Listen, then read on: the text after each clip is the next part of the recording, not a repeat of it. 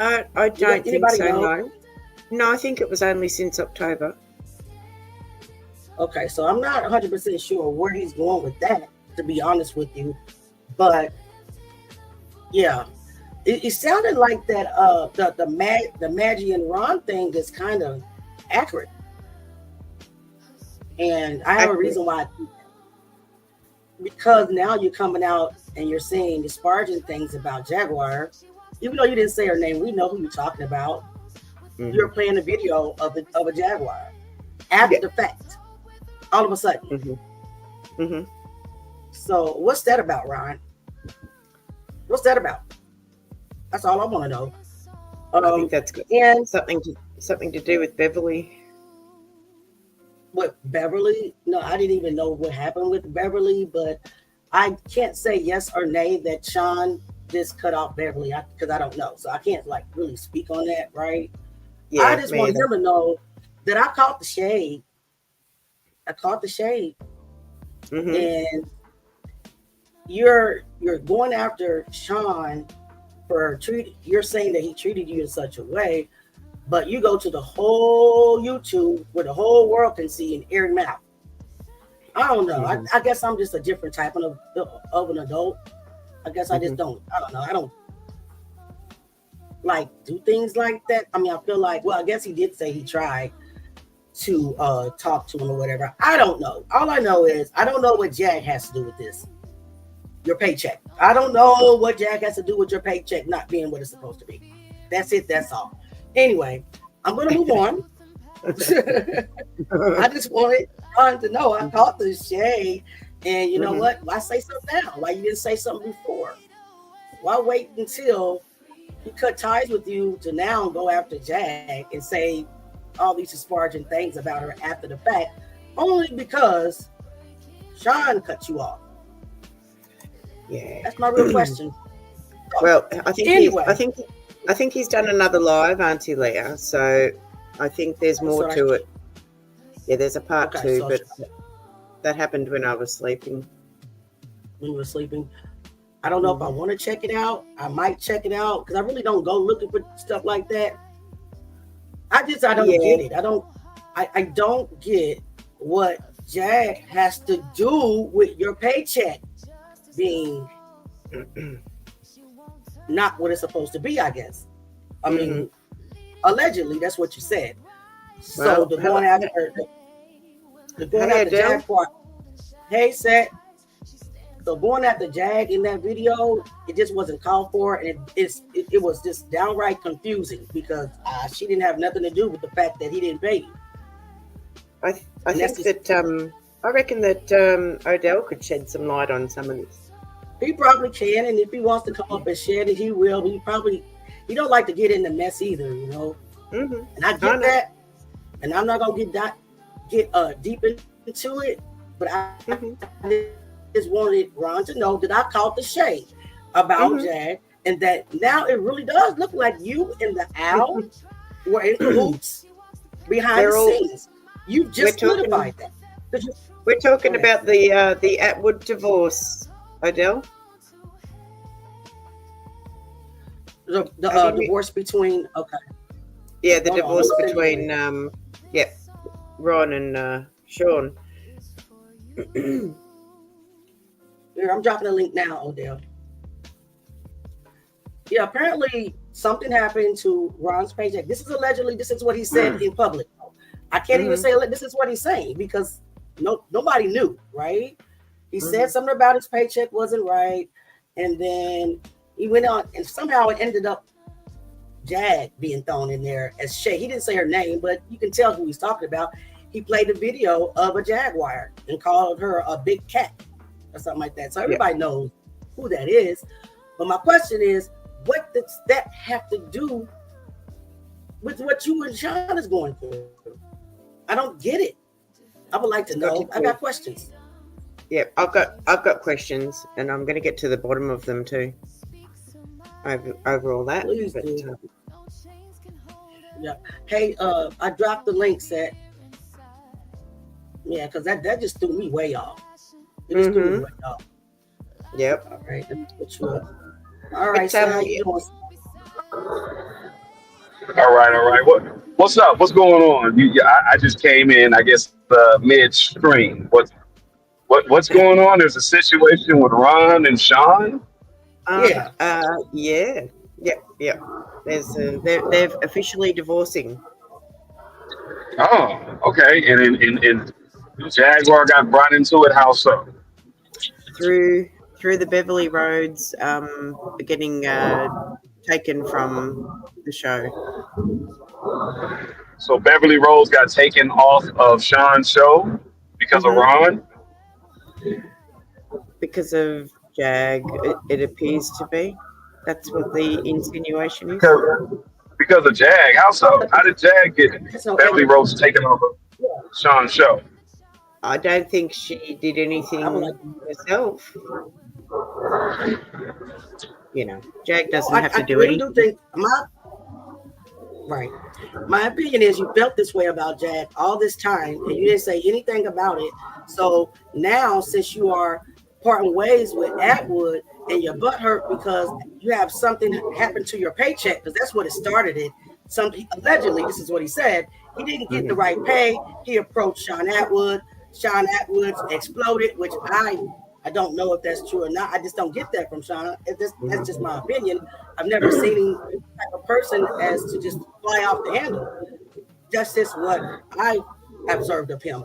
And then all of a sudden, so he's going at Atwood because Atwood had to block him or his attorney on all platforms. And then at the end of the video, he goes after Jag. And Jag, I'm like, what has she got to do with this? So Ron went after Jag. Yep. Yeah. Yes. Ron did. Okay. That's interesting. It was borderline racist as well. I said what I said. Some of the music in the video was borderline racist. I said what I said. Well, I called Ron out on his bullshit way back when I called him out on his bullshit. I'll just say it like that. On some man shit, I called him out like, yo, because there was some funny things going on. And I even told him because one of his members put a monkey emoji for no reason on my comment or something, right? On my channel. And behind the scenes, I just said, hey, Ron, get your people. That's your people. That was my only comment. I said, wow. And he blew up. So I don't think Sean would be the one to blow up. It looks like maybe because Ron he was going back and forth. I was like, man, I don't argue with, I ain't gonna argue with you, bro. So he was just looking for a confrontation. But now I don't think Sean would come out of any old kind of way. So I'll look more into the story, but that's interesting. And Odell, I'm going to look more into what you just talked about as well, because I've had a big discussion with someone about that emoji issue. To me, it don't hurt my feelings because when you look at my DNA of my hair, it's nowhere near a monkey's DNA. You know what I'm saying? So you can look at some other people's DNA and their hair strands and it's freaking monkey fur, but mine don't. So I get offended by it. It's funny. It's laughable. And that's why all I said to him was, go get your people. Because I don't want to have to school nobody. It's very disrespectful. And like I said, Ron, if you're watching, you probably don't even know who I am. You're probably not watching, but somebody might tell you, that even in your video, the music you're playing was borderline racist. It was stereotyping. You're talking about rappers that great people or whatever. You guys heard the song if you watched it. That wasn't cool either. That wasn't cool what you played in that song, period. And what you were implying as well. And then what you said about Ronnie Bo may kind of be true to me now that you're acting the way that you're acting. Now I'm kind of just looking like, okay, well, you know what? It definitely sounds like that you treated him that way. Because you're bringing Jaguar into something that doesn't have anything to do with her, like nothing at all. Whatever decisions that he made on his channel, Atwood made on his channel, was his decisions, not Jack's decisions. So why you're bringing her up in this, I don't know why. But I think it's going to get a whole lot more interesting, and I'm not sure if we can hear both sides of this story from Sean's side. We're definitely going to hear more from Ron by the look of it. Well, he's already done another live, so he's butthurt because Atwood, basically, in my opinion, is making business decisions for his channel. He's making business decisions for his channel. He has a major channel, and you're personally hurt. So I just don't see Sean as somebody who's just gonna rah attack you for no reason. Nah. That in him. That's just my opinion. Like I said, from my interactions with Sean's been cool, and from my interactions with Ron's been the opposites. So I don't think Sean would just Okay, well, it's got some unpacking. Yeah, we've got some unpacking to do, Auntie Leah. Well, don't you? Yeah. Well, my name is Wes, and I ain't in this mess. But it's very interesting. It sure is. It's very interesting because I'm looking at someone sent me a clip of like Moloch being mad at the robot, and they've been going back and forth. And you got Elon Musty going at old Trump. I'm like, everybody beef is the new supper, or beef is the new dinner, I guess. I don't know what. Wow. I don't know what's going on either. But what I do know that Ron and Aggie, the owl, sounds like they were in cahoots, just like somebody said. Jag said it. And it sure looks like that to me. Facts. Yeah. Facts. We kind of figured that behind the scenes. We kind of connected the dots on a lot of stuff and didn't necessarily expose too much. I'm still not gonna say a whole lot, but yeah. And don't have to. And what do you think with those tears? Don't say, right? Yeah, that's right. Well, were those tears real that we saw a few hours back? You said it. What, Sue? Were those tears? Were they crocodile tears that we were seeing out of the owl, or were they real tears? What were they? Tears? Crying tears? What are you talking about? When? With the robot? No, I'm talking about the owl and the robot. Tears. The owl and the robot strike. There was some crying. There was some crying involved. I didn't know it was crying involved, but there was so much crying. So much crying. Oh wow. Okay, well, that's interesting. Oh well. Mm-hmm. You know. Yeah, I didn't know. I ain't got, like I said, my name Weston. I ain't in this mess. I know that's right. My name Bennett. I ain't in it. Yeah, it is. My name is Claire, and I don't care. But that's an adult mentality, right? That's an adult mentality. And if they do. Yeah. No.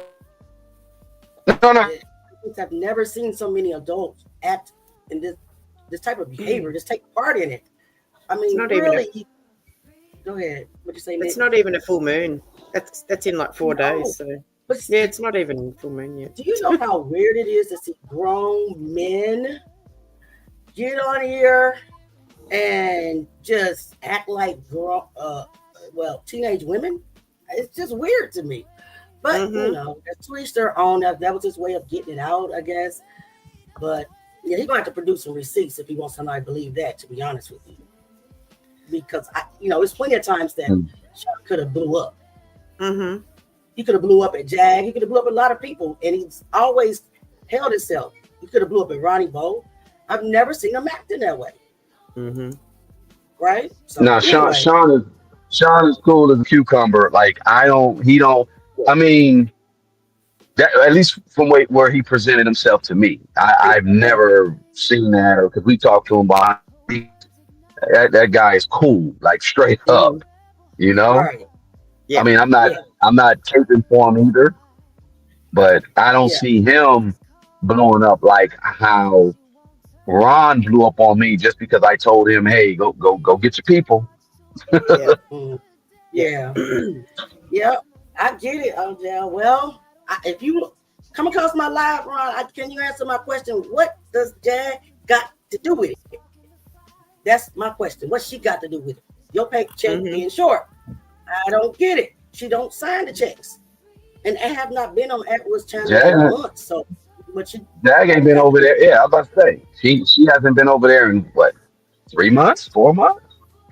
So yeah, I don't know what she got to do with this, but yeah, I just got questions. That's all, and I don't want to argue and nothing like that. It's a valid question. It's a valid question. You merged it, your beef or whatever that we didn't know about, into a video with a beef that you have with Atwood. So the question is, what she got to do with this? Yeah, is what it is. So I'm not going to keep talking about. Go ahead. You want to say something else? I was just saying. I think he's looking for some attention. That's what it sounds like. Because it looks like if Jag says anyone's name, they people start looking at them. There's a little light on them type of situation. So that's probably what that is. He's just looking for a little bit of attention. And yeah, Jag doesn't need to give him doesn't need to mention him or nothing. Yeah, I agree. So guys, with that being said, I'm not going to continue to talk about it because that's not what our video is about for today. Today we are continuing the segment of the Hip Hop is a Graveyard, and this edition is about Chris Lighty. Yeah. So let's get our listening ears on. Let's get our thinking caps on. Let's delve into this and see if we can try to figure something out. There's so many theories out there, like he didn't unalive himself, or well, who did it, or he did unalive himself. We don't know. We don't. I don't even claim to know. So this broadcast. Go ahead, Nick. I think according to the suspicious will situation, I don't think so. I don't think you don't think so. I don't think so either. Yeah. No, I don't think so either. So, but everything is alleged. We don't have the facts, and hopefully we can just try to narrow something down that makes sense, because what's out there right now just simply doesn't make sense. Yep. Right? That's right. Yep. All right. All right. Hold on, guys. Let me get the video. Hold on real quick. Okay. How long, quick question, how long you think you're going to be on with this video today? Just FYI, I wanted to know. About probably a couple of hours. A little bit more. Okay. I'll get with you. No, we got some real breaking stuff comes soon, and I'll tap in with you here. And then as far as also with this Chris Lighty situation, we might have someone who maybe get more insight on it. So I'll tap in with you. Okay. I'm gonna be. Oh. Okay. I'm in a bad area. I'll tap in with you. I'm here, but tap in with you later about it. Okay, all right, Adele. Okay, cool. Sounds good. Sounds like a plan. All right. Talk to you later, bro. Let me see. You guys know Auntie's still trying to navigate StreamYard. Let me put a pause on my music and let's get to the video, okay? I don't push the wrong button. You think I would have this by now? And I do. I do. Let's get into it. Let's do it.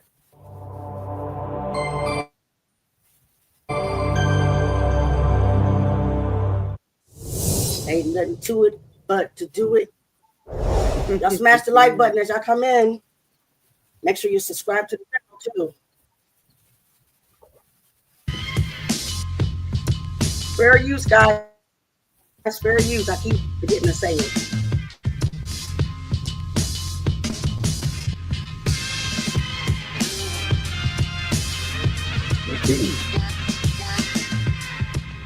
I was tour manager for Jungle Brothers / DJ / take out the garbage / show up at the studio. So it was more than just tour managing. And then the Jungle Brothers led me to meeting Tribe Called Quest, Q-Tip, and Ali. Fife and those guys, and then De La Soul. And that actually led to Lior looking for me via the fact that we had all these groups popping, we were traveling all around the world, and he wasn't a part of it.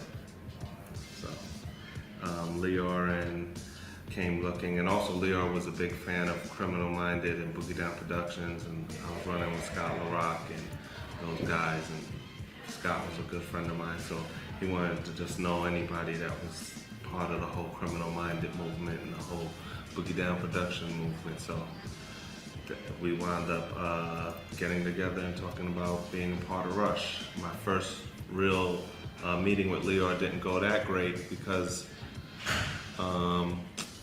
I was taken back by Lior. I was like, who's this big, tall Israeli guy? And then he relied on Russell for the pitch when it should have just been Lior pitching, because Russell was in space age mode. He was at Club Nels. It was wild stuff going on, and I was like, this is the guy that started Def. Okay, guys, I just wanted to let you know that this is Chris Lighty. I should have explained that in the beginning. This is actually an interview that he conducted prior to him passing away. Wow. He's only a young guy, yeah? 34 or something? Damn, Run DMC. I'm going to go hang out with Leo. Yeah, he was 44 when he passed away. I started in 1989 Oh, 44, okay. at Rush Management, so that was early. And no one really cared about 44, yeah. Rap in general. People thought it was going to be a fad in and out, and that Leo, Chris, Russell, all these guys would be selling newspapers next week and be out the game, and who cared about Eric B and Rakim and Public Enemy. You know, Leo was very adamant that it was always about the artist, and it was about their creative flow and their creativity, and that we had to harness their ability to make this great music and take it to new boundaries. And there was really no rules. If we dropped the ball, we were the only ones there to pick it up. So we would quickly rush to pick it up because we never wanted to make a mistake for the artist. Oh, when I was at Rush Management, I was working on everything from Big Daddy Kane to Public Enemy, Brand Nubians, De La Soul, of course, Tribe Called Quest, on and on and on. I could go on for days. I mean, I had the privilege, Eric B and Rakim, had the privilege to work with some really great artists back then, you know, and fortunately, I came in at the right time. Going back to when I started Violator. Violator was really started as a company, I would say, as soon as I started managing Jungle Brothers and Tribe and everything, but my learning curve was under Rush. But I think the focus of Violator really came into effect when around 92, 93, when Leo came in the office and said, we're closing down Rush, pick who you want, do whatever you want, follow me to Def Jam. We're gonna go around the corner and we're moving from 298 Elizabeth to 160 Varick, no more Rush, it's a wrap. Do what you gotta do, shut this baby down. When you worked at Rush and Def Jam, you didn't have titles, you didn't have you didn't have the ability to have an ego and be successful, not around Leo. And if you were smart, you would just suck up all the information around Leo, because Leo doesn't read. And I hope Leo sees this, because yes, he doesn't read. If you're smart, you read everything on his desk, and then he'll want you to transcribe it back to him. But his brain works much quicker and much faster than most executives out there. He's able to translate the information that he gets in a different way than I would say I translated, or Russell. Russell definitely doesn't read. I mean, it got to the point when we moved to 160 Varick, Russell didn't even have an office at Def Jam. But it gave Russell the latitude to go do Fat Farm and Rush, Def Comedy Jam rather. And those are the things that kept us hot when the label was cold. We closed Rush Management down. I keep Brand Nubians. I actually keep Brand Nubians, Tribe Called Quest, Busta Rhymes, because I didn't want to deal with leaders in the new school. I was like, just bust the rhymes. And this was a great time because I actually had the opportunity to pick from the greatness of management and say, these are the artists that I love and want to work with. So at the beginning of Violator.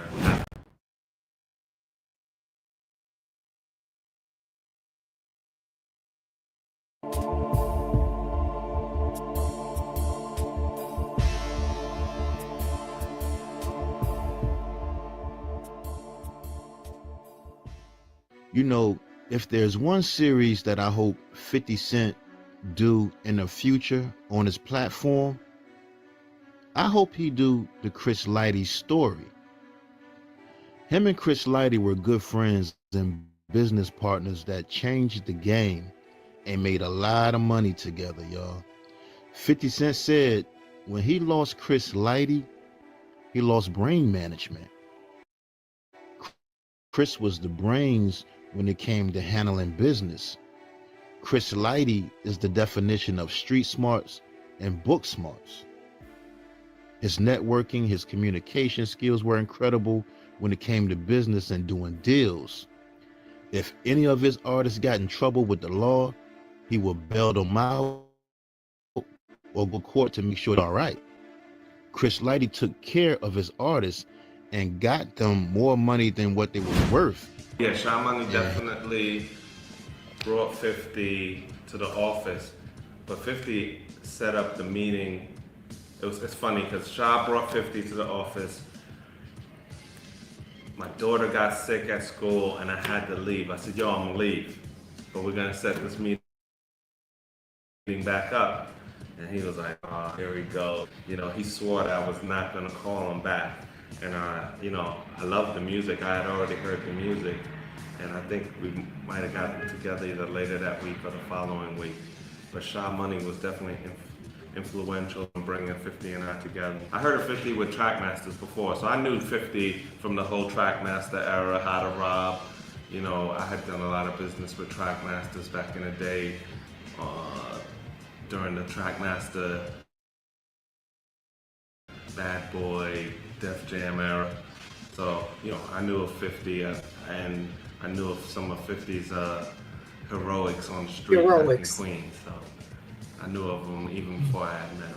I wanted to sign 50 more as a label, and it was shocking to do as a label than on the man because I believed in 50.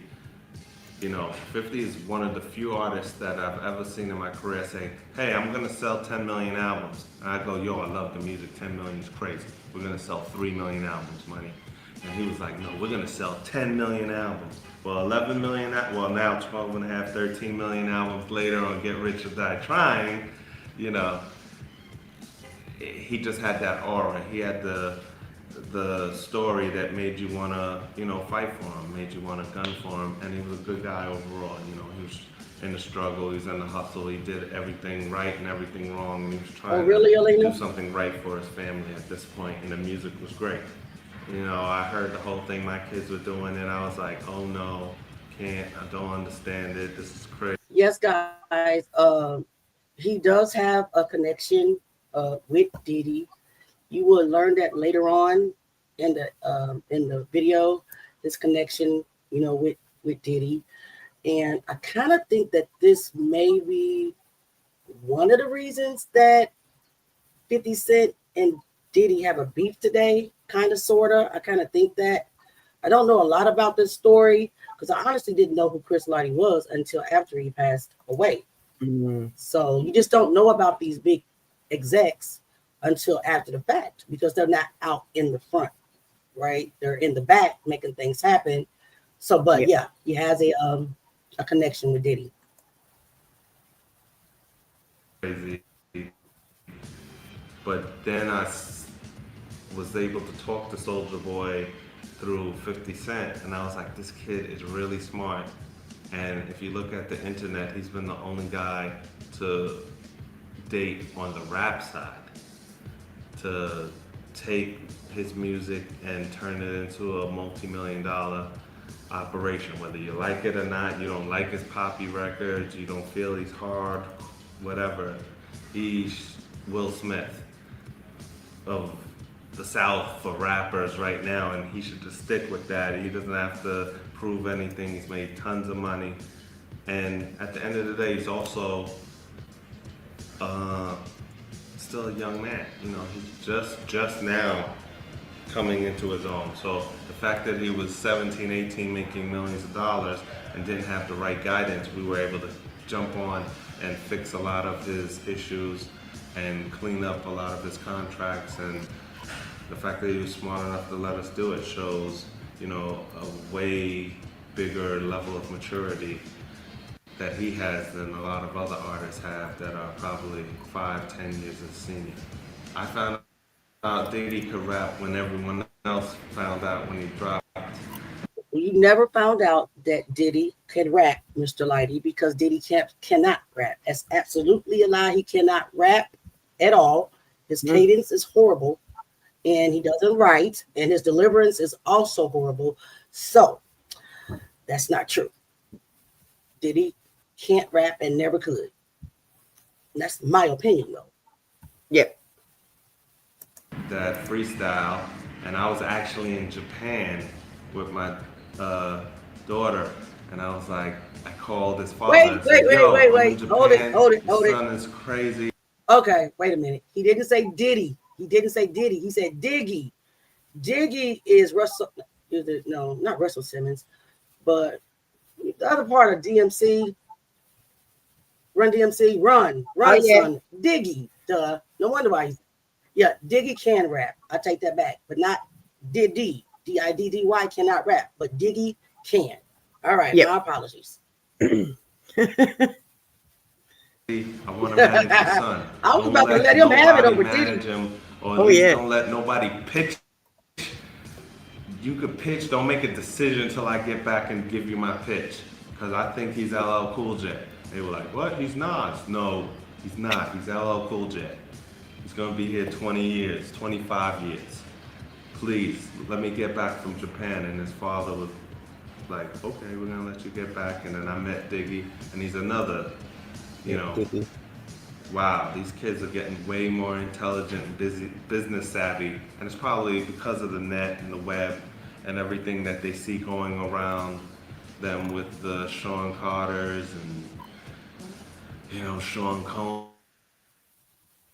and Curtis Industry will never let the big three happen again, because they'll never let us rape and pillage the game and then go make tens of millions of dollars outside the game and come back and say, now promote brand again so I can go make some more buckets of money over there, and you don't get any. But I think Diggy, even though he is in a 360 deal, will have the longevity if we handle his career right, which we will. You know, my brother played me Kanye West's demo, and boy, oh boy, did I, as soon as I heard it, I was like, please let me introduce me to this guy. And then I found out G and Hip Hop and those guys had already signed him up. Actually, me and G, both from the Bronx, we do there's a lot of inner. Listen, Cat, you know how we do it over here. We will set the record straight, and if we make a mistake, we will correct our mistake. I just want to chime in and just kind of give you a little analysis on what I have learned about these two individuals and what I've noticed is different. Shakur Stewart had an education, right? His background was education. He went to, I think, he went to college. I can't think of the name. But it was a black college mainly. That's when his girlfriend got unalived in a car accident. His background is education. But Chris Lighty, as you will learn, his background is street.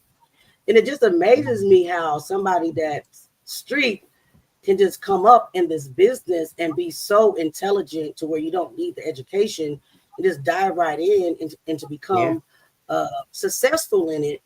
So I just wanted to point that out. They do have two different backgrounds, but just the path was just so similar, and the way they passed away is just so similar that it's haunting. Mm-hmm. All right, let's get back into it. Backdoor communication that happens with G and I. We do a lot of things for each other, and the game is so big.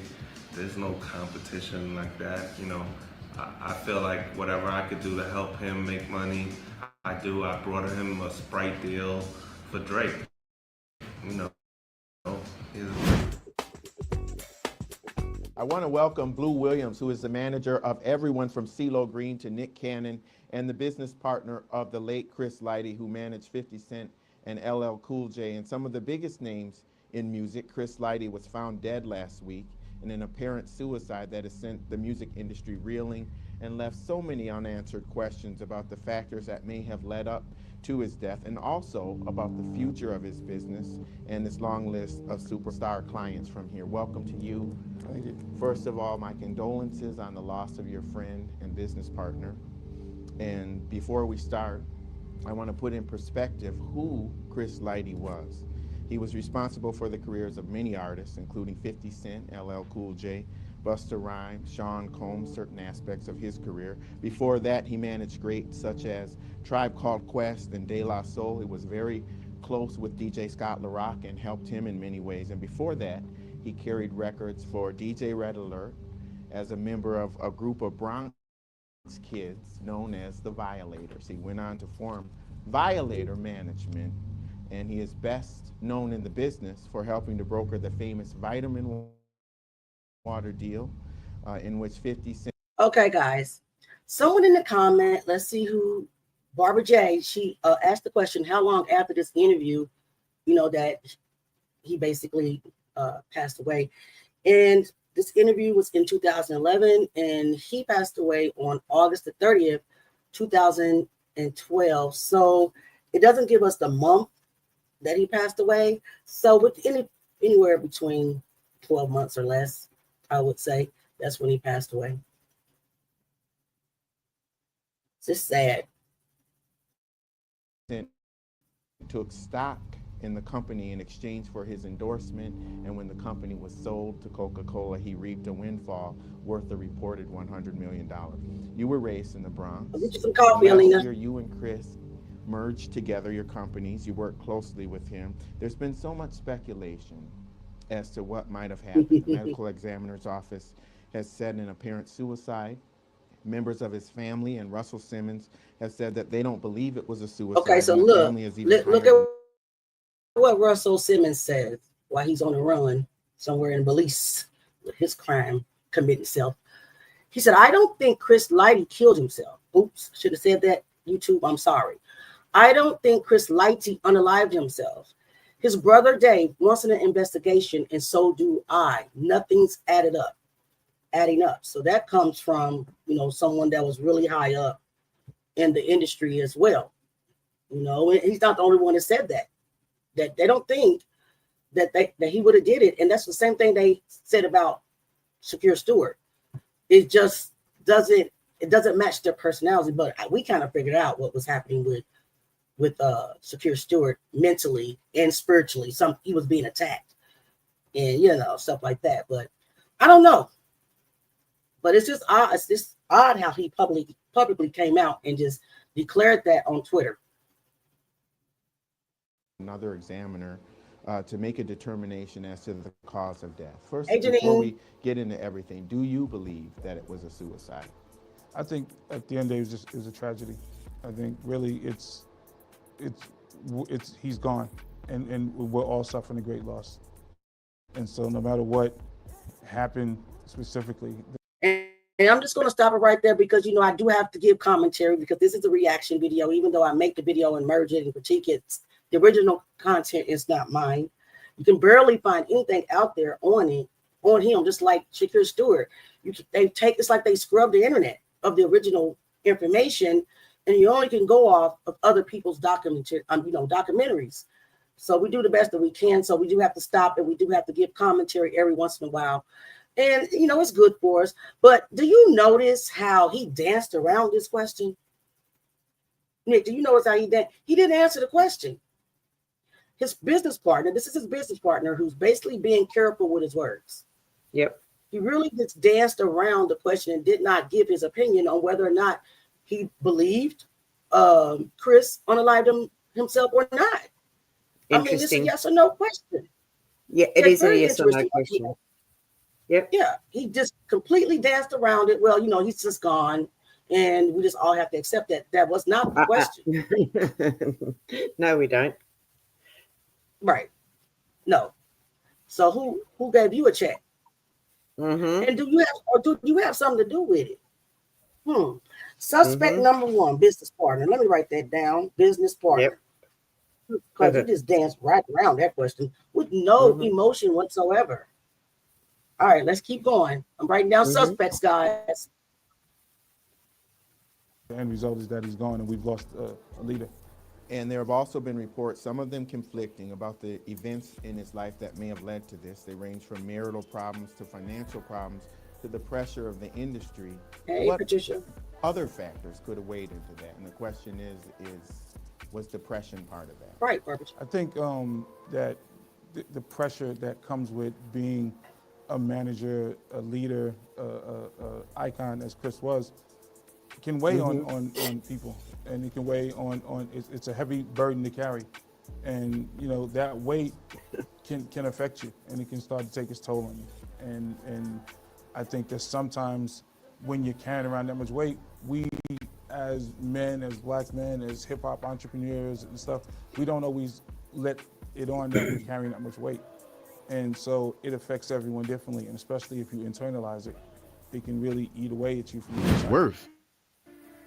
And he's been doing it since the 80s, making. You know what's interesting?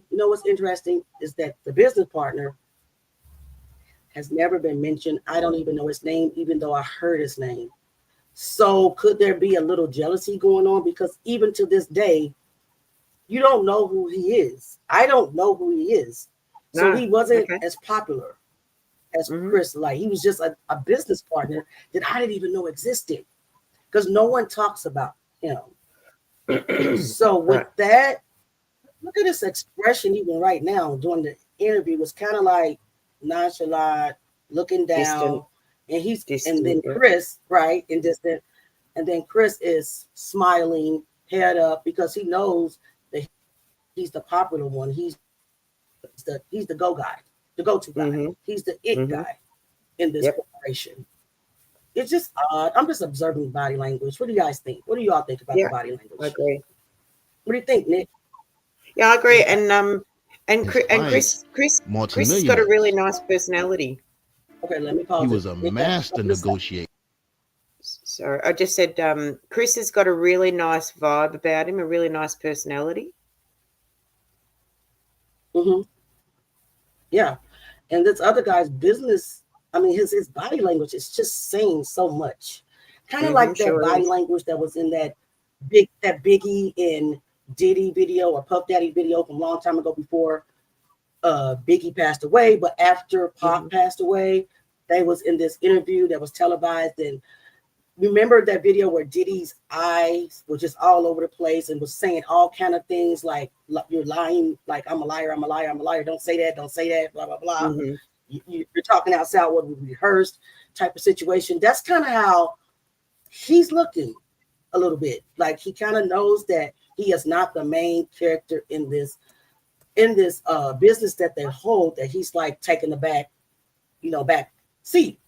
Kind of like what L.A. Reid said, when he got jealous of his son for getting all the attention and other people getting all the attention, that it made him feel some type of way, that he was always overlooked and was put, had to play the background. Remember he said that, guys, in the last Shakira Stewart. I don't know that he was there, Nick, but I know that you guys remember because that stuck out. So this is kind of like that. It's just kind of weird how he's looking in his body, body. When it came to making deals, he has over 100 million in combined album sales and millions of dollars in brand-related ventures. Forbes magazine named him as one of the industry's most influential talent managers. In the streets, he was known as Baby Chris, the gangster. Chris, going by the name Baby Chris, had come up with a Bronx crew called the Violators. From snatching people's chains in clubs, he graduated to carrying records for legendary DJ Red Alert. That relationship led him to becoming the tour manager for groups like Tribe Called Quest and De La Soul. He later became a successful executive at Def Jam before launching Violator, his management company with Mona Scott. Just like I was always seeking to find balance between 50 Cent and Curtis Jackson, Chris had two distinct sides to him as well. Chris Lighty, the executive, could sit down in the boardroom and have no problem cutting a multi-million-dollar deal. But baby Chris from the Bronx would still want to smack you in your face if you played too much around him. We were both constantly walking the tightrope between respecting our street and demonstrating our corporate character. For that reason alone, we deeply understood each other. With Chris, for the first time in my life, I had someone outside my immediate family who I trusted implicitly, with my money, with my visions, and with my future. A trust, as I've said, that is very hard for me to build. Question, guys. What are the odds that both of these gentlemen, Shakira Stewart and Chris Lighty, were employees at Def Jam when they unalived themselves? What are the odds of that? It's not just weird. It's totally weird. Just it's to be employed. Go ahead. I'm sorry, Ned. I was going to say it's highly suspiciously weird. Yeah, they both work for Def Jam in very high positions. Mm-hmm. Similar positions. And it wasn't that far apart. What, Shakira Stewart? Well, it was 4 years apart. A little under 4 years apart. But still, that's not that long, to me, apart when it comes to someone unaliving. So my question is, what's happening at Def Jam that's making people... I want to know if L.A. Reid was still the big dog at Def Jam when Chris Lighty unalived himself. Mm-hmm. Can you look that up for me, Nick? Real quick while I don't just kind of What's his name? Google it. What's his name? L.A. Reid. Yeah, I don't want to mess up the stream by doing the search. No, don't mess up the stream. I'll look it up. Thank you so much, dear. No worries. No worries, love. World, we all know him as just Chris Lighty, the businessman, but his death is still a mystery to a lot of people. A lot of his close friends and family members don't believe he killed himself.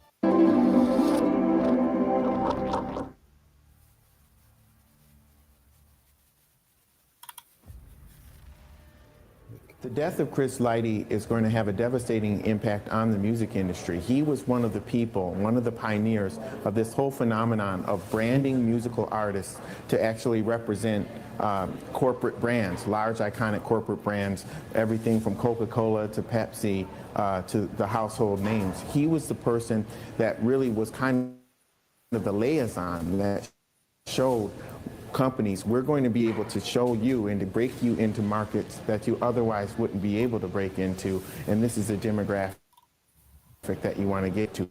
What's great about this guy is he grew up with the hip-hop phenomenon. He was a kid that started off in the Bronx, supposed to be an electrician, and then he started out carrying crates for DJ Red Alert, for some of the greatest names, Tribe Called Quest, De La Soul, and he was kind of mentor taken under his wing by Lear Cohen, and he just continued to blow up in the music industry as a manager, as a trusted manager as the biggest brands in hip-hop. The last time I saw Chris Lighty, it was probably sometime this spring when I did an interview with his client Soulja Boy, but he came in November when he merged his company with the management company of another great manager named Blue Williams, who manages CeeLo Green and a bunch of other people. And what was really profound about both of those guys is that they worked as if it was the last opportunity that they were going to be able to work. And one of the things that he said in that interview was that he didn't even expect to live to be 21 because of the background that he grew up in. But he did so much in his life.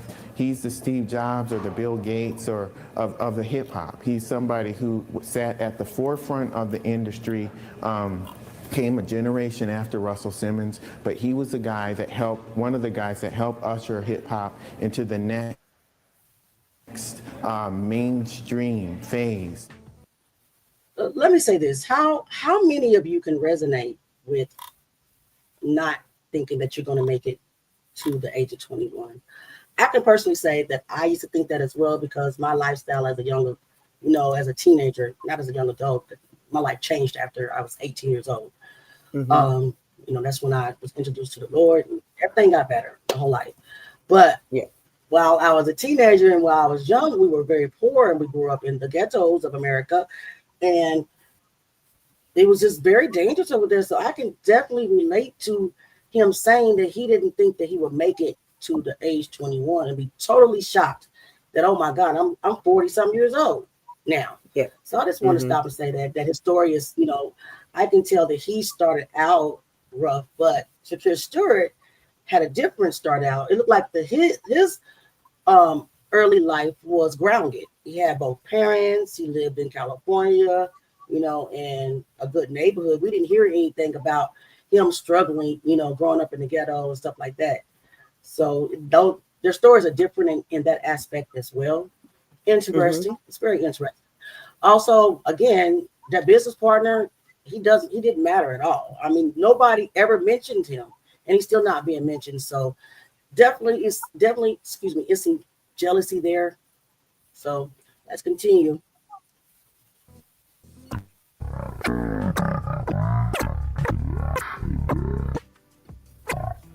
What was that? I do not know. What is that sound? Why are they always trying to sabotage my videos? What's going on? Did you accidentally make it slow? Slow down the speed? I don't know. No. How long is this going to go on? Oh, good Lord. No, it was Queen Latifah's birthday party, and that's it. It's okay now. It's okay. Business to get the kind of. Oh my God, that was so creepy.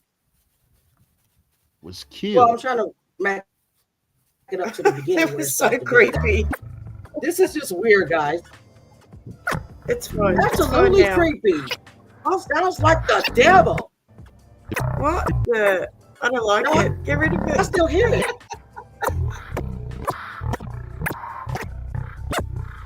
Neither. What are you talking about, Satan? No. Oh my God. What the? Listen, look. If it's not the streaming, now it's messing with the audio of the video. Come on now. Oh Lord. What the? That's never happened before. After this live, I'm gonna go back and I'm gonna. Chris and Shy Kim. There you go. Now, around 1988, Chris and Shy Kim had formed Violator Flavor used a song called Buddy. That's when the Native Tongues clique was formed, which included a Tribe Called Quest, Jungle Brothers, Queen Latifah, Moni Love, and later on some other members would join. Now, Chris's name kept being mentioned so much on records, like a Tribe Called Quest song called What? And Q-Tip rapped the line, "What's Chris Lighty if he wasn't such a baby?"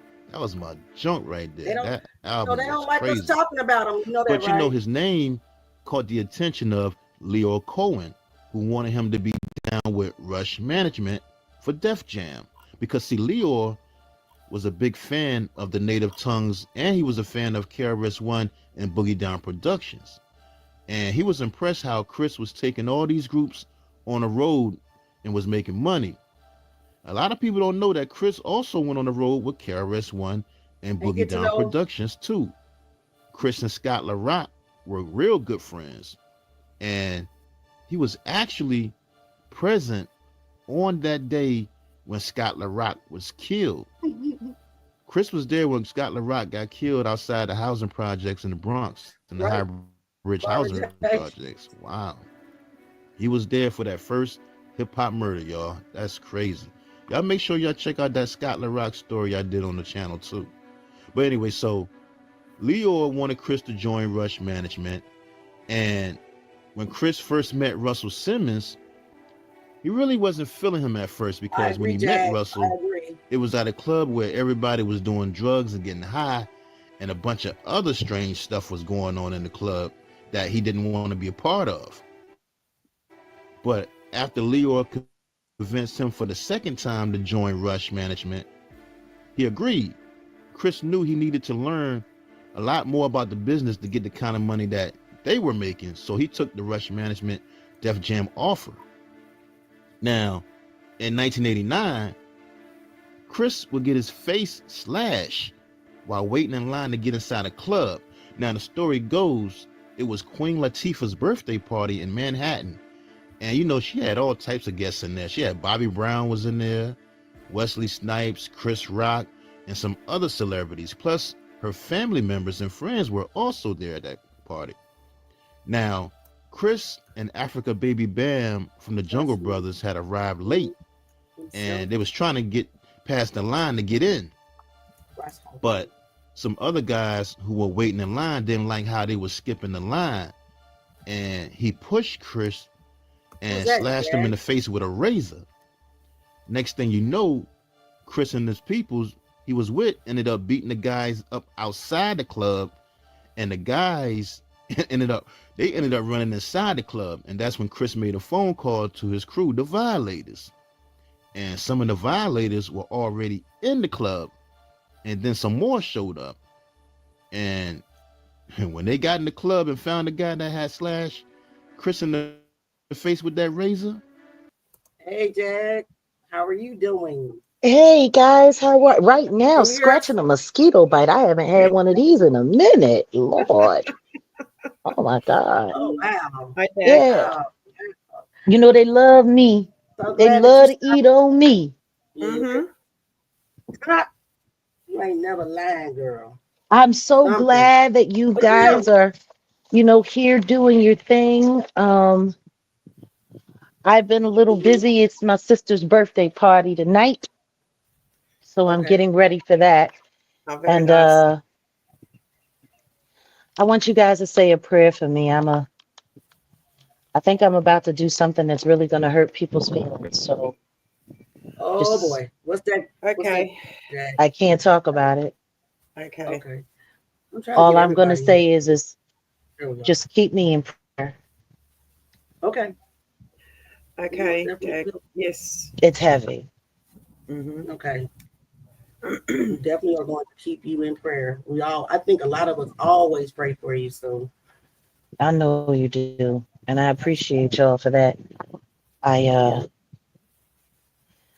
sitting here and I'm watching you guys, help us build this sector, this truth sector over here. And I'm really proud. I hope everyone is sharing. I hope everyone is liking. Mm-hmm. I hope everyone is doing what they're doing. I'm always going to, when I see it, just in case I have to check more often. But the truth is I've been researching, doing some heavy research, still doing it. Okay. So I'll be around. But I need y'all to just say a prayer for me that God guides me through this next step. Okay. I hope you all are going to be proud of what comes next. It's so funny. I don't know if you guys have seen. I could have swore to God a couple of weeks ago, I said there was going to be an issue with the jury and that one of Diddy's lawyers were about to get in big trouble. Yeah, I think wow. It's funny. It's funny how I said in about 3 weeks. Here we are, because that's exactly what happened today, isn't it? Yep.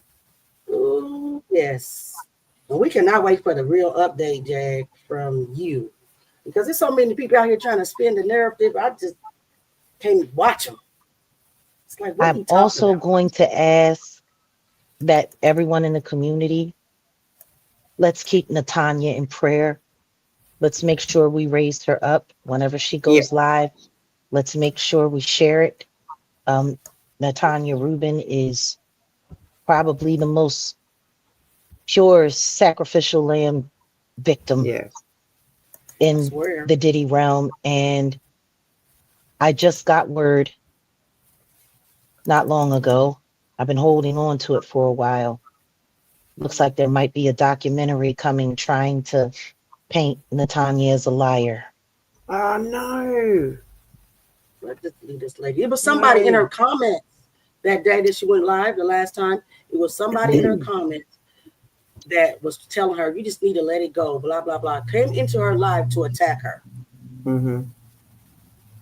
I heard there was a fake her bumping around. There was in the Owls chat. What did the fake Natanya say exactly? Not a lot. It was just pretending, playing nice. Well, I mean, but what was the tone of it, if you remember? Yeah, the tone wasn't too sinister, but it they didn't they weren't in there too long before one of the mods picked up on it, so that was good. Yeah, they got that it it. was the fake one, but she came in acting like she was still a supporter of the owl and yes, all and of that. yes, and I'm going to do a little bit from Natanya's live and show the owl that will never happen. Right. Yeah. Well, the truth is it's grotesque. Mm-hmm. You want to know what I find funny? That when that person defected from us, it's really funny because we were all here. We all saw what happened, and we all saw the turn. Right. We all saw the turn, and the turn was pretty much immediate. It was almost overnight. It was. It felt staged and orchestrated. Sure did. Yep. But what I noticed is that the target was put on me, and she just pretended like Natanya never existed at all. Yeah. And now all of a sudden, it's kind of weird, isn't it? Very weird.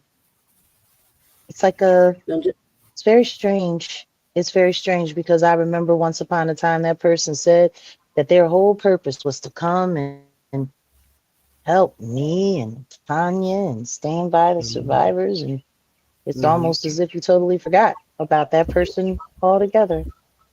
Liar. She was a liar.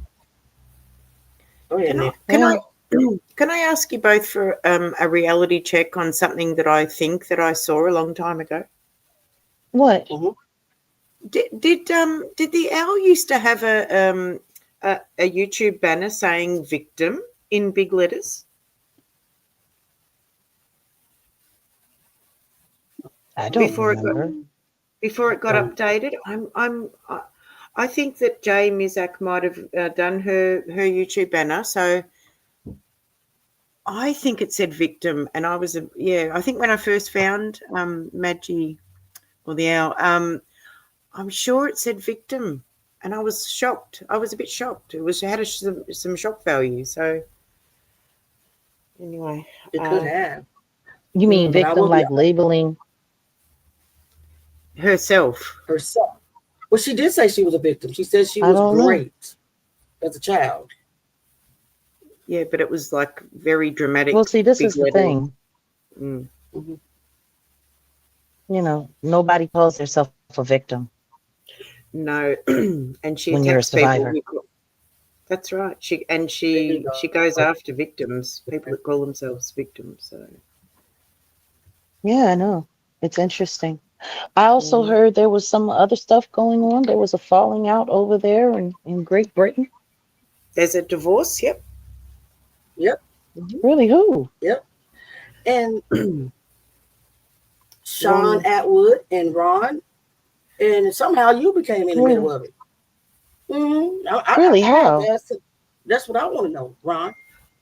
What does it got to do with James? I mean, what was my name was mentioned? How? No, your name wasn't mentioned. What he said. But your likeness as an animal, as a jaguar, was mentioned. Big cat. It's mentioned. Yeah. He made a big old video of a jaguar and called you the big cat. And he made Atwood the lion, not Simba. What's the other one that betrayed in the Lion Scar? Yes. Scar. So Atwood was Scar, and you were the jaguar that he put in there. And what was that all about? And that's what I would like to know. It was something to do with it was very cryptic how it was said. It was mentioned And I think there was an insinuation towards Ronnie Bow as well. So there was some racist, cultish, something or other. It was you very... have a troll in your chat. I have a troll in my chat? Called Net in the West. Yeah, he's in your chat. Oh, well, really? Yes. Do I have So basically, what happened, Jag, is that I guess something happened with Ron's paycheck. So he's trying to act like that Sean shorted him on his paycheck, and when he reached out to Sean just blew up, started calling him names and being rude and all this stuff, and then blocked him on all channels, and then sent Shane to tell him that Sean's attorney told Sean to block Ron. I've never seen Sean Atwood blow up on anybody, even under pressure. So that's kind of hard to believe. But toward the end, in the middle of the video, he started just going down a list of everybody that Sean has appeared to betrayed, and then he blamed it on you without saying your name. How could he betray anybody because of me? Good question. How? And then he said it's been going on for 4 years. And I said, well, I don't think that I haven't been around for 4 years. I didn't meet them until after I did Pierce Morgan, when they reached out after I did Pierce Morgan, October of last year. It hasn't even been a year. Auntie Leah, I think it was that they were just talking about how long they'd known each other. So Ron was saying they've known each other for 7 years and been working together like this for 4 years. I don't think that part had anything to do with Joe. Okay. Okay. I'm still trying to figure out why I would be mentioned at all. I have nothing to do with their relationship. I think it's got something to do with Beverly Rhodes, but he's done a part 2, so I haven't watched that yet. What about Beverly? I thought she was already denounced as a heretic and a liar and a fraud. Yeah, well, I actually don't know any. Sorry. What he said about Beverly is that there was a set date that Sean had said that he was going to part ways with Beverly, and misleading them, thinking that she had more time to be on the show, where he just cut her off that day that he told her. Period. But again, what does that have to do? I mean, it is with me because it's a clout chase. That's all. It's a clout chase. It's a reason to say my name. It's a reason to make people come over to his channel. I'm so sick and tired of people trying to talk about me like I'm so irrelevant, and yet they can't seem to manage to survive without me in some way, shape, or form. Yeah. Mm-hmm.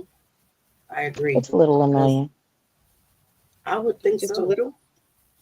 I don't see how you handle it, because the part about you just came out of left field. I'm like, well, she hasn't even been over there in months. So why are you bringing that up now? And what does that have to do with anything? And I've refused to go over there. Yeah. I've refused. And what were you going to say? You know what else it solidifies?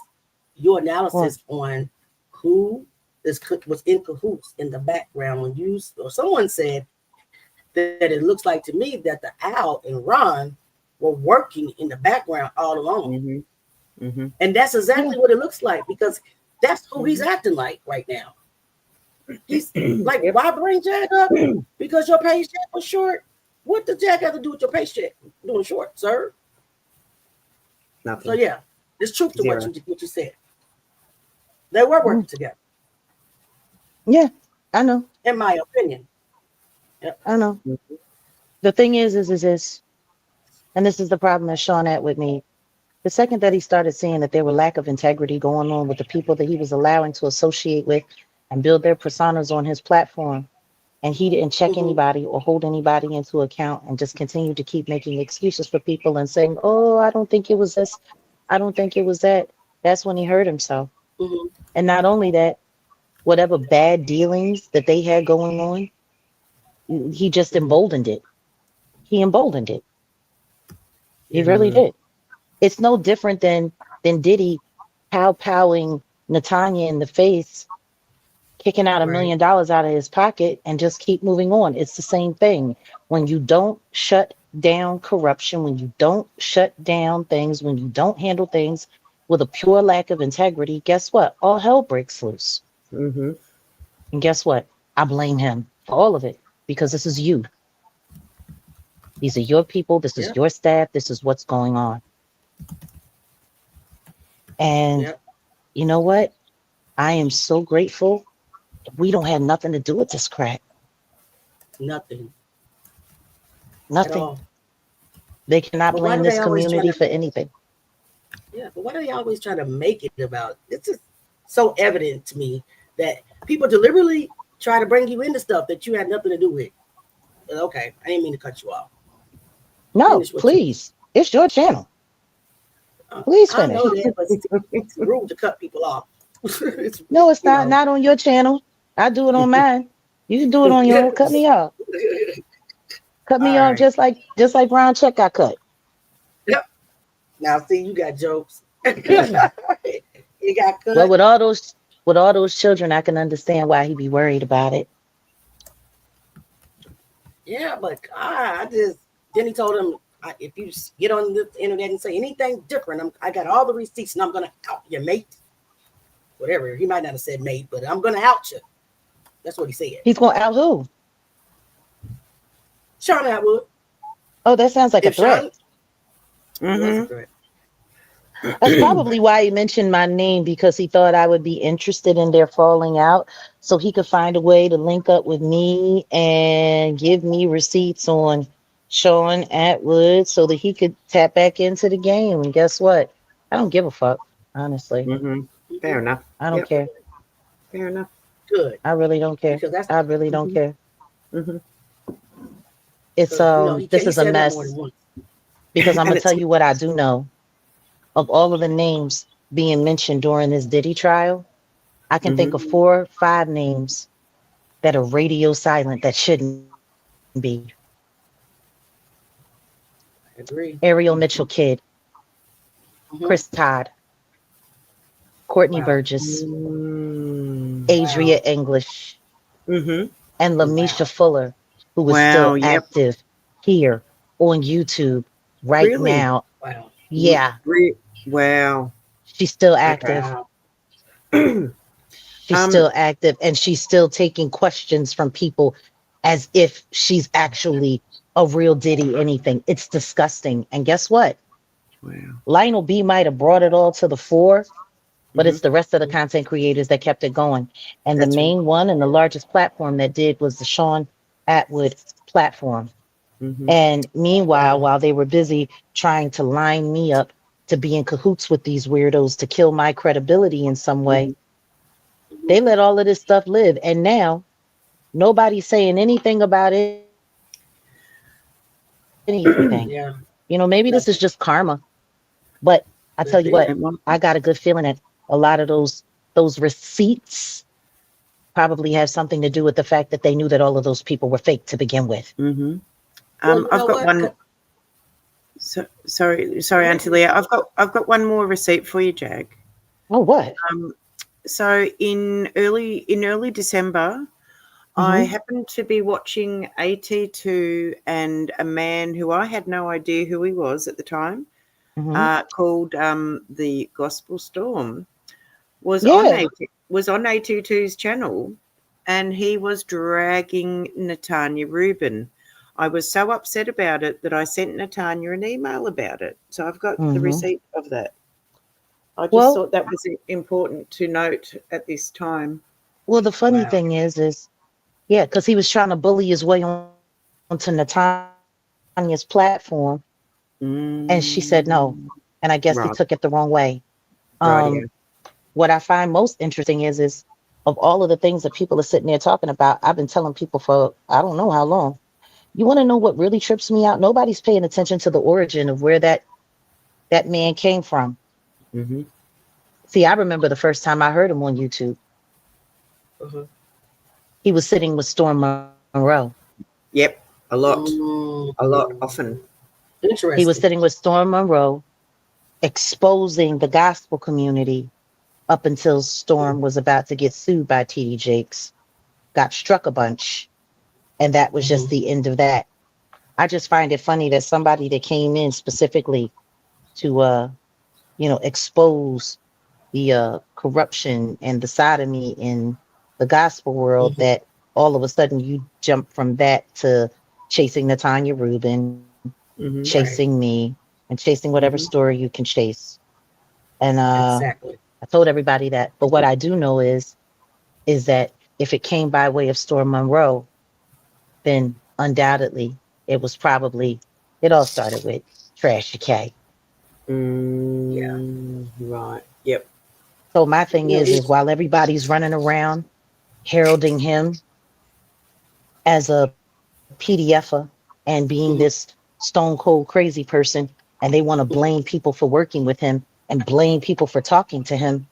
Well, Right. why has nobody said nothing to Storm Monroe? Because Storm Monroe is the one that introduced that that PDFer Yep.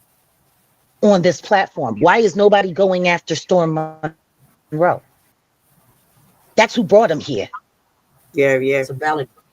And It's a meanwhile, valid. that was all around the same time they were trying to line me up with that fake AI crap. Mm-hmm. Yeah. Yep. Yeah. Yeah. Yeah. So rather Weird. than everybody running around talking about who he's working with, why don't you go back to the person that brought him That's to us? Yep. Yep.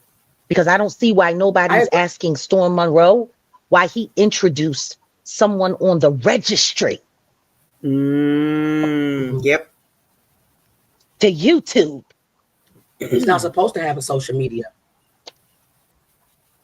I don't know why he's not being reported because it is against the law to be on social media. You can do whatever you Well, I listen don't to know. me. I don't know When if it's you against have the law. friends, when you have friends in law enforcement, you can do a lot of Mm-hmm. things that Yep. you ain't supposed to be able to do.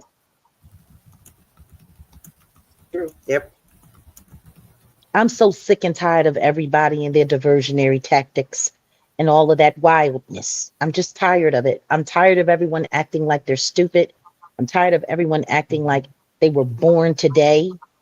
I'm tired of everyone sitting here getting new. Yeah. Mm-hmm. Why don't people ever take their trash back to where it came from? Mm-hmm. And the origin of that trash is Storm Monroe. Yep. For sure. Yep. Mm. Well, everybody just Well, want a ladies, paycheck. All I right. mean, this is the thing. This ain't a paycheck. Mm-hmm. This No. is selling your soul to the devil. Mm-hmm. For Amen. sure. You get I a agree. paycheck for an honest day's work, Mm-hmm. Say that not again. for Yeah. an honest lie's work. Mm-hmm. That I agree with. It's ridiculous. And meanwhile, everything that I have said regarding the diddler and his very criminal organization, it just keeps getting more and more real every day, don't it? Mm-hmm. Sure does. Yes. Sure does. There has not been one thing that I haven't called. I told everybody 3 weeks ago when I was at the courthouse, there was going to be an issue with the jury. There was going to be an issue with one of his lawyers. It was going to go bad. I said in about 3 weeks. And guess what? It's been 3 weeks and it's happening. Mm-hmm. Why does everyone want to question? Yeah. I never know. They want to paint you out as a liar so bad that they won't even acknowledge the truth. They won't acknowledge For they at will all. not believe the truth. I will send them At all. strong delusion and allow them to believe a lie. 2 Thessalonians chapter 2, Yep. verses And I will 9 turn their minds Mm-hmm. over through to a 12, reprobated mind. Yep. to a reprobated man, That's and what the take word pleasure says. in their wickedness. Mm-hmm.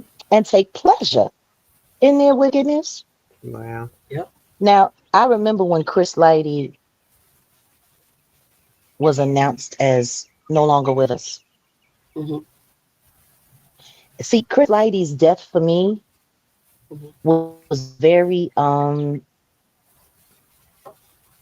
didn't really I didn't have the space to acknowledge it. It was the same thing as when Michael Jackson died. When Michael Jackson died, the global grieving began, and then My manager, Richard Nichols' mom, she passed away on 4th of July. And then my father passed away on the 11th of July. I sang at both of their funerals. Wow. One funeral 1 week, my father funeral 2 weeks later. So I really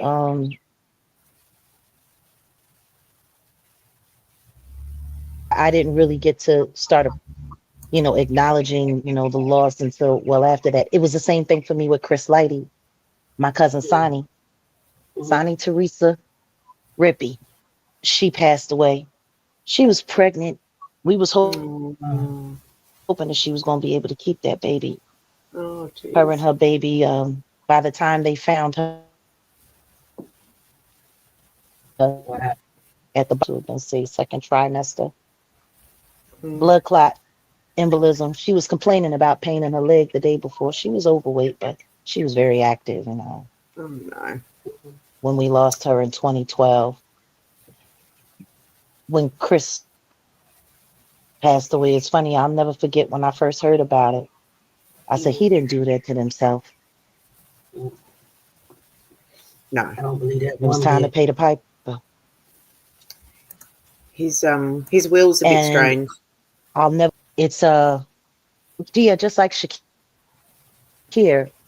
Mm-hmm. But, see, that was back when me and Moni Love were still friends. And I guess I'm sharing this story with y'all before I go for a reason, before you get back into this. Chris's funeral and my cousin's funeral were the same day. Moni had just had Lacey, and the industry had turned on her. She was Mm-hmm. working at the radio station, but they were looking to, they Okay. Still there, Jack?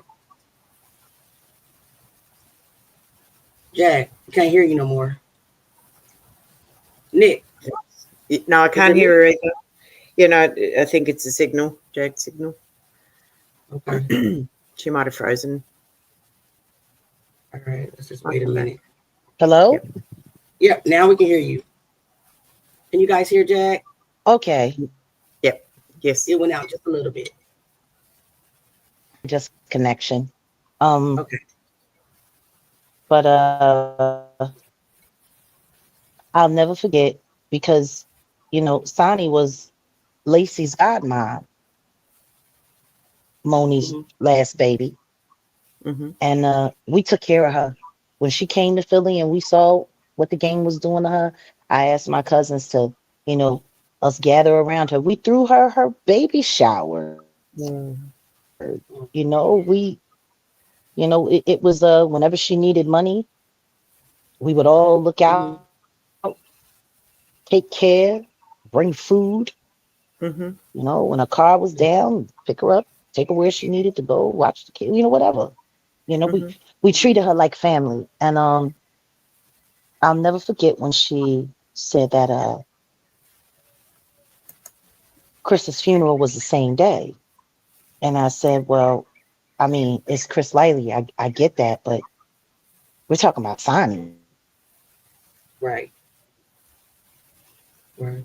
You got to come to the funeral. Like it's Sonny. And right. She made such a big deal about it. I mean, but I really have to.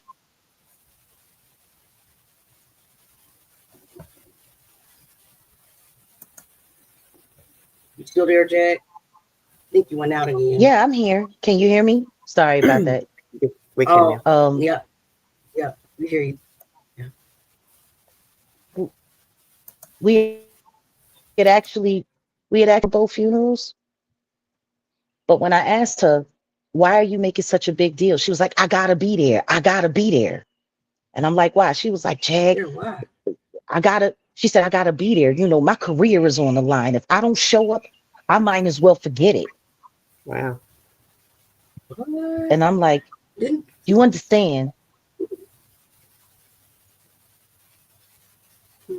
I'm talking about Sonny, who was there for you. Chris Lighty wasn't helping you feed your kids, buy your kids school supplies, buy your kids school clothes while you had a man living in the house.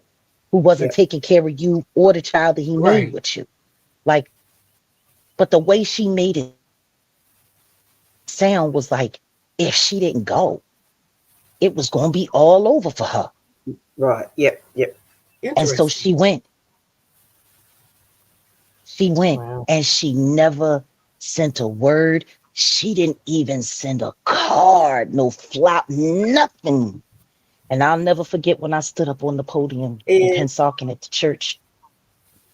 I started crying. uh-huh. I was crying for my cousin, but I was also pissed off that Moni never showed up. Yeah. Moni Love is And who we're talking about, right? yeah, Moni Love. Wow. And then the next thing I So know, I wonder. she got a Mhm. break. She right after that, Mm. she got a break and she moved to Mm. Miami. So I mean, she what? was in total exile. Nobody was messing with her. She couldn't get no work. They were blocking her from everything. They were blackballing her just like they was trying to do me. Oh But my I God. wasn't so quick to let them break my spirit. But Moni's Mm-hmm. been doing this since she was a kid. When she came over from London, she was still a teenager. She hooked up with old dude from the Mm-hmm. Jungle Brothers. You know, she just she relied on the system so much.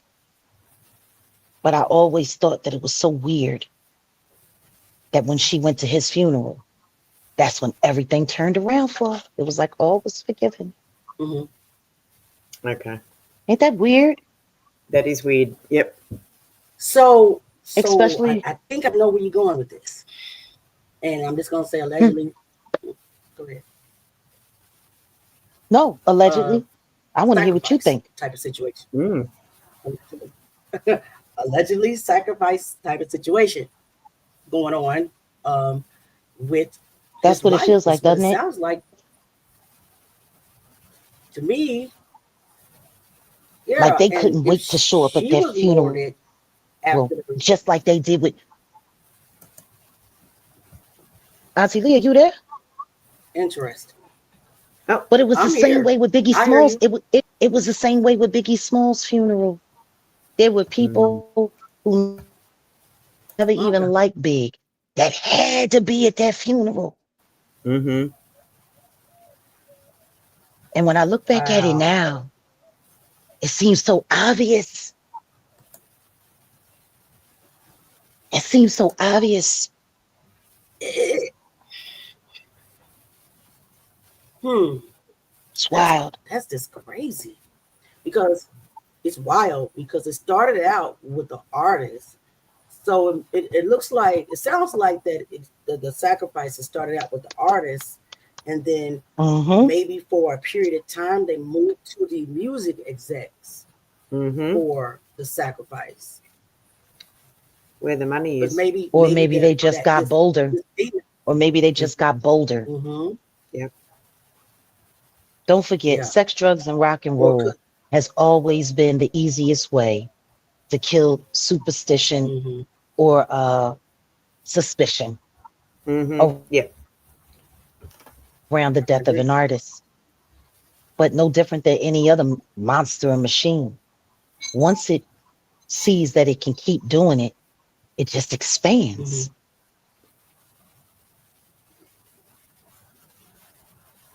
It still Yeah. is. That is I'm sorry, guys. I know this is that's deep. all education and information for you. But I'm for glad to me, be learning. looking Yeah. back, Mm-hmm. It it feels hurts. so much I know. different. Yeah. And I know how it makes me feel now. It was bad I can before, imagine. but Because when you was you, actually in their world before. yeah, and I'm one of the ones that got away. Mm-hmm. And it don't look like a lot of Imagine people get away.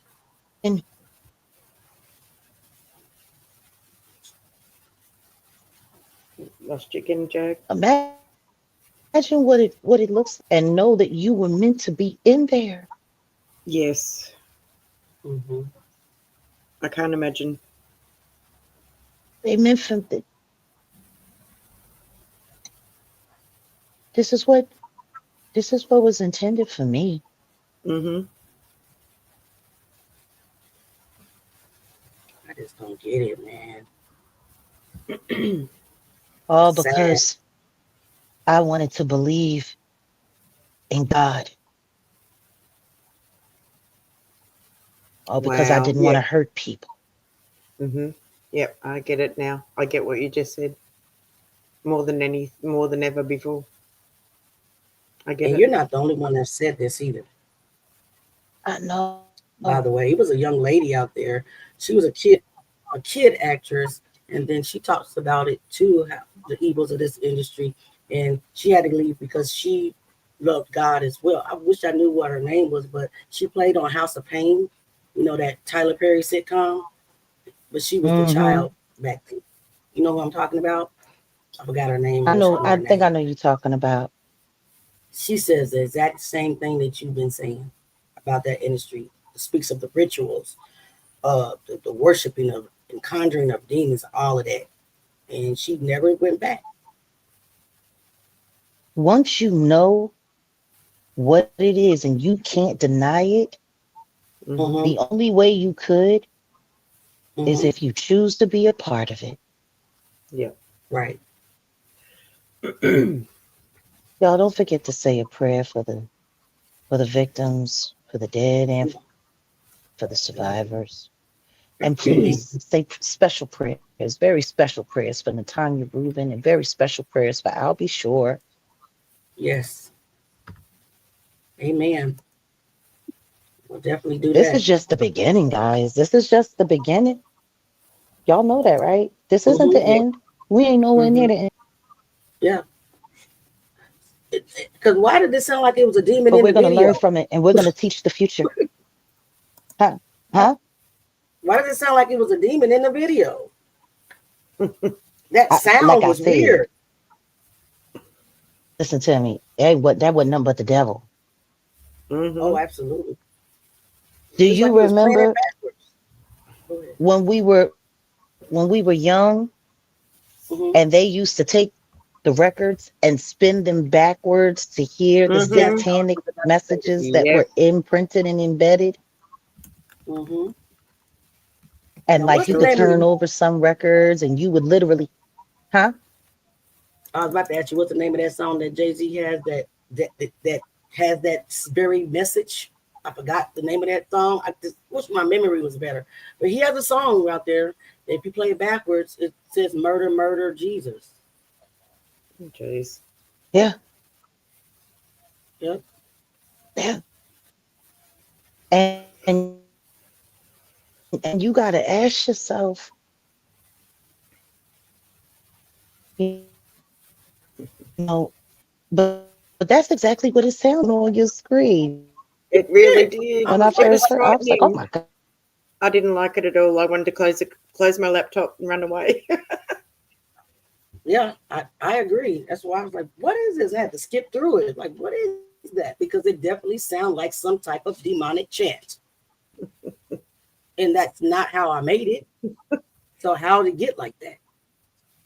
I don't know. Weird. Mm-hmm. Very All in the extremely. frequencies. Mm-hmm. But it's all good now. Thank God. Okay, Yeah. guys, I think I'm back. Oh, you Are were you lost gone? us? But but don't think I'm not going to investigate that. I'm going back to that video. I'm going to have to see what Mm-hmm. happened. Because it wasn't in that video. Yeah, well, I gotta get ready to go. All right, Jay. I We Have a good party. know. Enjoy the party. yep, have a I good gotta get party. ready to go. We Oh, no, we said thank you for thank stopping you. by. Yeah, We we're gonna have a always great enjoy time. you. Yep. We always enjoy your Oh well, wisdom and your input. But I enjoy stopping by to your place. It's thank you. nice, you know. Thank It's so I'm honored. I really am, you know, from seeing you and getting to know you just in the chat and then now getting to know you and how smart you are and how keen you are and what a loving, warm just person you are overall and the Thank you. But don't piss me off. Don't try me. I said, Auntie, I didn't say weak. I didn't say sucker. I didn't say none of that. You better believe it. None of that, Jag. And Nick, it's always a pleasure. I gotta go. Y'all have a great show. And I love you. I love you all. Thank you so much. Love you. Really. Thank you for caring about this, because the world needs to hear this. Yes. No worries. No, the world needs to hear this, and we need to get this information out here to save our kids. Yes. Yep. Because there's too many kids, too many. Yeah. And they gotta know there's another way. There's definitely another way. Cruelty free. So, all right, guys. Absolutely. All right. See you, Jag. All right. We'll see you later, Jag. Love you, Jag. All right, guys. It's always a pleasure to have Jag stop by. It's always a pleasure to have Odell stop by. It's always a pleasure to have Nick on the channel with me. It is always a pleasure to have my little tardy nephew out there somewhere, Jay. He out there somewhere being tardy for the party on the channel as well. So, got some really good insight on what happened at the funeral. That's something that I didn't know, and that's not on the internet. So it's always good to have the wisdom of somebody who was actually there, because that's very interesting. So what did you get out of being at that funeral, and what happened? Let's write that down. What part did you play in this, Moni Love? Allegedly. All right, let's get back into the video, guys. Hopefully that demon don't come back into my video. Please. They don't scare me at all. But Chris threw him into a fish tank that was in the club, and the violators destroyed the whole club that night, and they had to shut down Queen Latifah's party. Wow. They say when everybody was running out of the club, Queen Latifah's mother was injured through the chaos. But after the incident, that's when Lior told Chris that he needed to make the decision to leave the streets alone if he wanted to roll with Rush Management. And that's when Chris agreed to leave the street life alone and focus on the music business.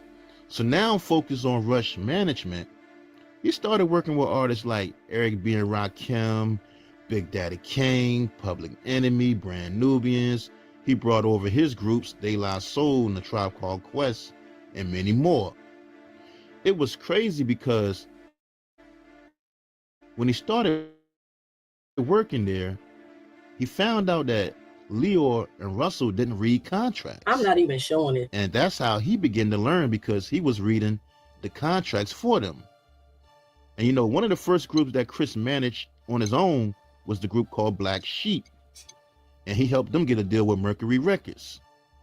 But then around 1992, Russell and Lior ended up shutting down Rush Management. And that's when Chris really started focusing on Violator Records and management. Because when Russell and Lior had shut down Rush Management, they told Chris to go ahead and pick any artist they had as clients for himself to manage. And that's when he signed the Brand Nubians. He took Busta Rhymes solo because he didn't want to deal with the leaders of the new school. He took LL Cool J and many more. Also around that time, he ended up getting a production deal with Relativity Records. And he signed Chi Ali, Fat Joe, and the Beatnuts.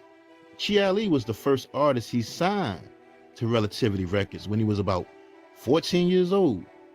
But then Leo Cohen told Chris to bring Violator Records to Def Jam Records, even though Chris had already brought those artists to him and let him hear them first, and he refused.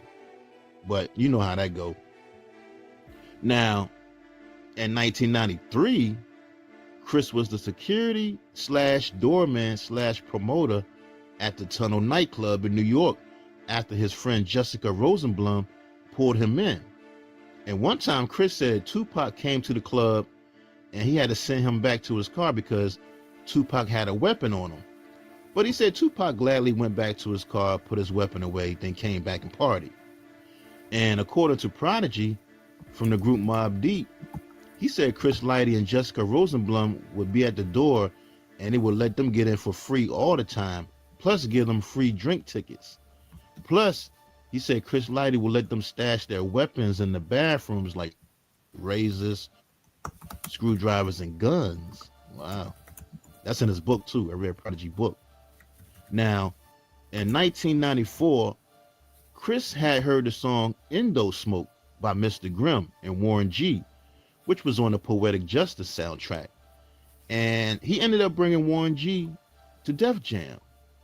And on June 7th, 1994, Warren G released his debut album titled Regulate G-Funk Era, which hit #1 on the U.S. top R&B hip-hop albums Billboard charts, and it went certified triple platinum. Now, by them signing Warren G, that kind of rubbed Suge Knight the wrong way, even though they didn't sign Warren G to Death Row when they had the chance, but Suge still felt that Warren G was his artist. So, when they were in LA at the Palace on Vine Street for a De La Soul performance, Suge Knight and his team came to approach Leor, but Chris and one of his friends had protected Leor with the gun he had on him and got Leor back to his hotel safe. When Chris stood up to Suge, Eric B from Eric B and Rakim, Eric B was with Suge. And Chris told Eric B that he should have told Suge about how he get down, because Eric B, you got to come back home to New York and it's going to be a problem. And once he told him that, Suge Knight and Eric B left without an incident. Then another incident he had with Suge was over Warren G's Regulate video shoot, because Suge didn't want Nate Dogg to appear in the video.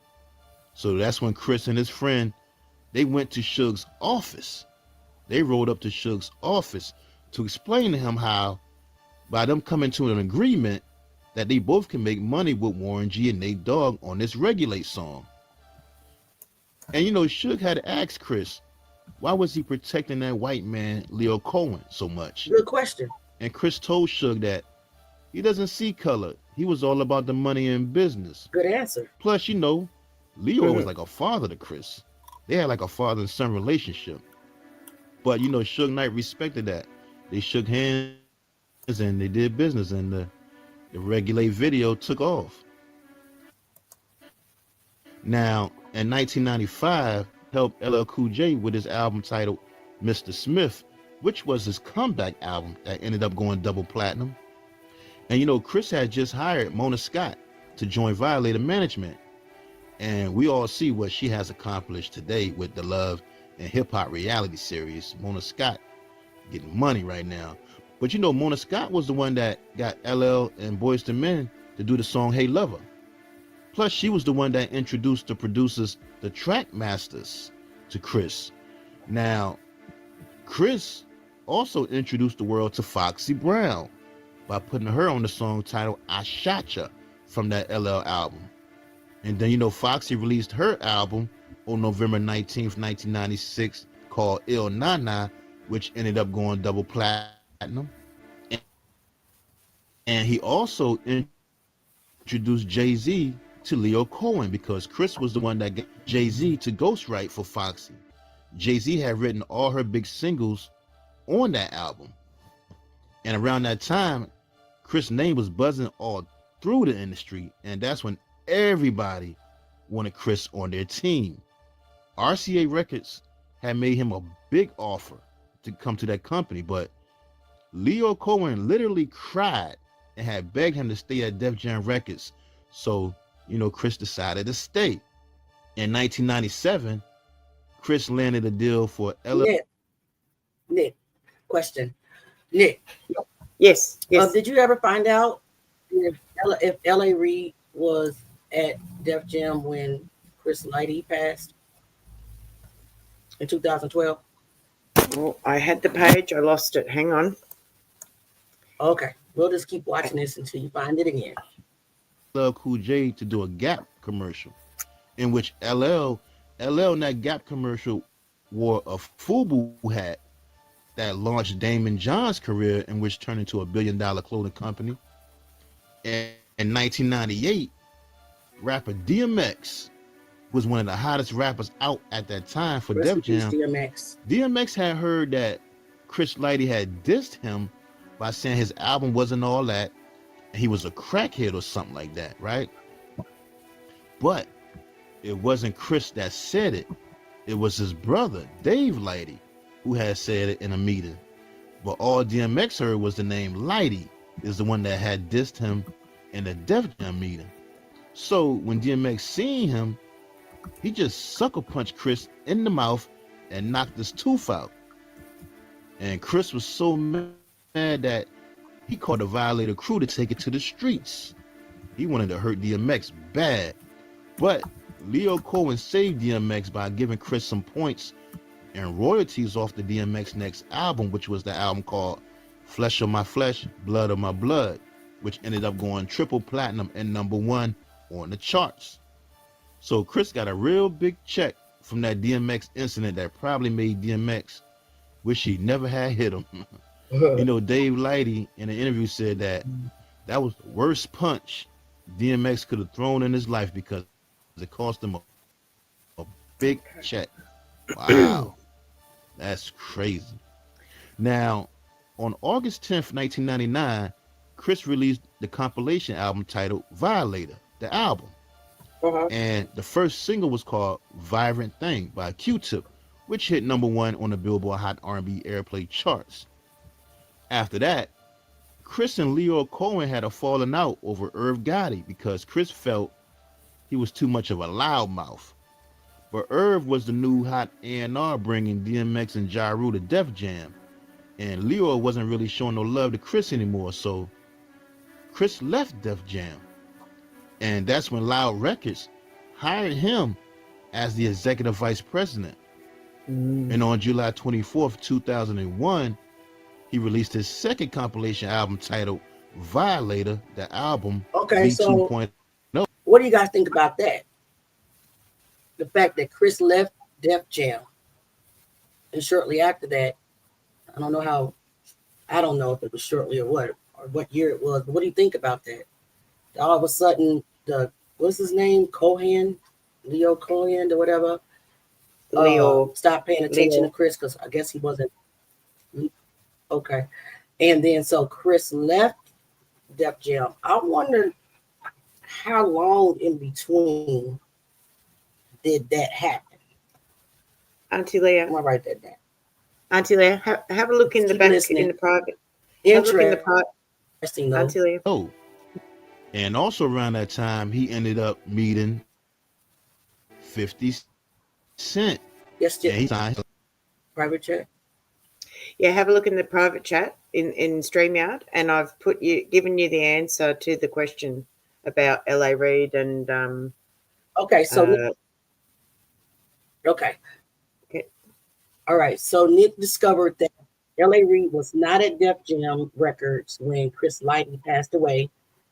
She said that Chris Lighty passed away on August 30, 2012, but L.A. Reid had stepped down as CEO March 2011. So shortly, like before that, well, not shortly, but a little over a year prior to that, looks like. Not that long.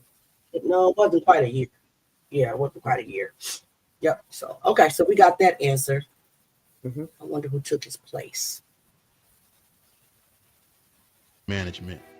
And you know, Chris tried to get 50 Cent a record deal, but every label was just turning him down because of his reputation. And he even brought him to Def Jam, but you know, more loyal to Irv and Ja Rule at that time. What the heck was that? He was on fire on the Billboard chart, so that wasn't going to work. I don't know. But Eminem heard 50 Cent's mixtape. You know what? The rest is history. Chris had, and they was off to the races. But then on January 16th, 2003, now the story goes with that incident, they say a man or men just walked up in the Violator building and let off shots, but no one was injured. Okay, so that's interesting. So why would somebody walk into this building and let off shots? I guess that's kind of similar to when when Shakir Stewart, uh, they in his story, so he said that somebody from the radio station house. Remember that, guys? Mm-hmm. Why are people coming to the studio to pow up his studio? That is interesting and weird. Huh. Some of his artists were present at the time in another room in the building, and his employees were in the office during the shooting, and they couldn't identify the shooter, nor could they tell if he acted alone or with.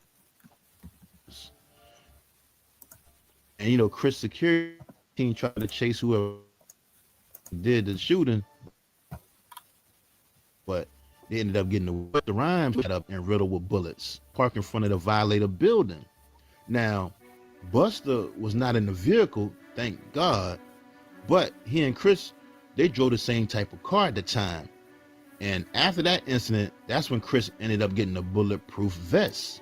It's crazy because he was managing 50 Cent, and 50 Cent had so much beef in the street time. Plus, just a few months before Jam Master Jay of Run DMC was just murdered. And yeah, I'm so confused. And what is going on in the listen? What is going on in the music industry where they acting like gangster executives? I mean, what is going on? You got people going to people's houses. You got to record labels. I mean, record studios and powering up studios. This all is crazy. What happened? I kind of think what happened in Chris's situation, which we'll learn something down in the throughout the video. There's a guy that's in prison now that's called Jimmy Henchman. Now, Jimmy Henchman was actually connected to Tupac Shakur's studio, powering. Oh, okay. Something was going on to where it was a witness that got on the stand and testified against Henchman and brought up Chris Lighty's name. By the way, and that's in here. I put the documents in here. Of course, I wasn't going to read them. I had somebody else was going to read them. So that's what I do. But we'll get to that and try to figure that out as well. And for that shooting at the office, Chris blamed Irv Gotti for the shooting at his office. And that's when Russell Simmons had to set up a meeting between Irv and Chris to squash the beef, but the beef didn't get solved. Now, what's crazy is one of Jimmy Henchman boys claimed he shot up the Violator office too. Chris and Jimmy Henchman had beef also. Some of Jimmy Henchman's former friends who turned informant had got on the stand and told the jury he was one of Jimmy Henchman's top henchmen, and stated that he shot up Chris Lighty's office in retaliation for Jimmy Henchman.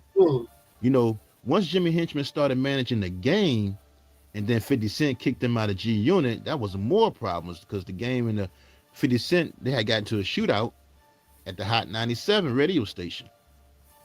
But the informant stated to the jury a bunch of incidents that had happened between Jimmy Henchman and Chris Lighty and 50 Cent in the G Unit. Wow. So these are the court documents that this gentleman was just referring to. I kind of incorporate that into the video.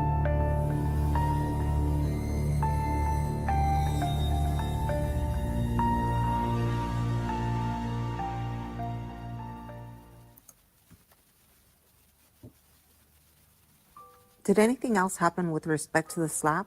Objection. Sustained. You mentioned that Jimmy had his son's mother press charges. What did you mean by that?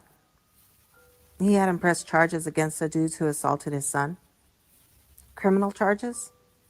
Criminal. Were there any other charges? A lawsuit was filed. Do you know what happened to that lawsuit?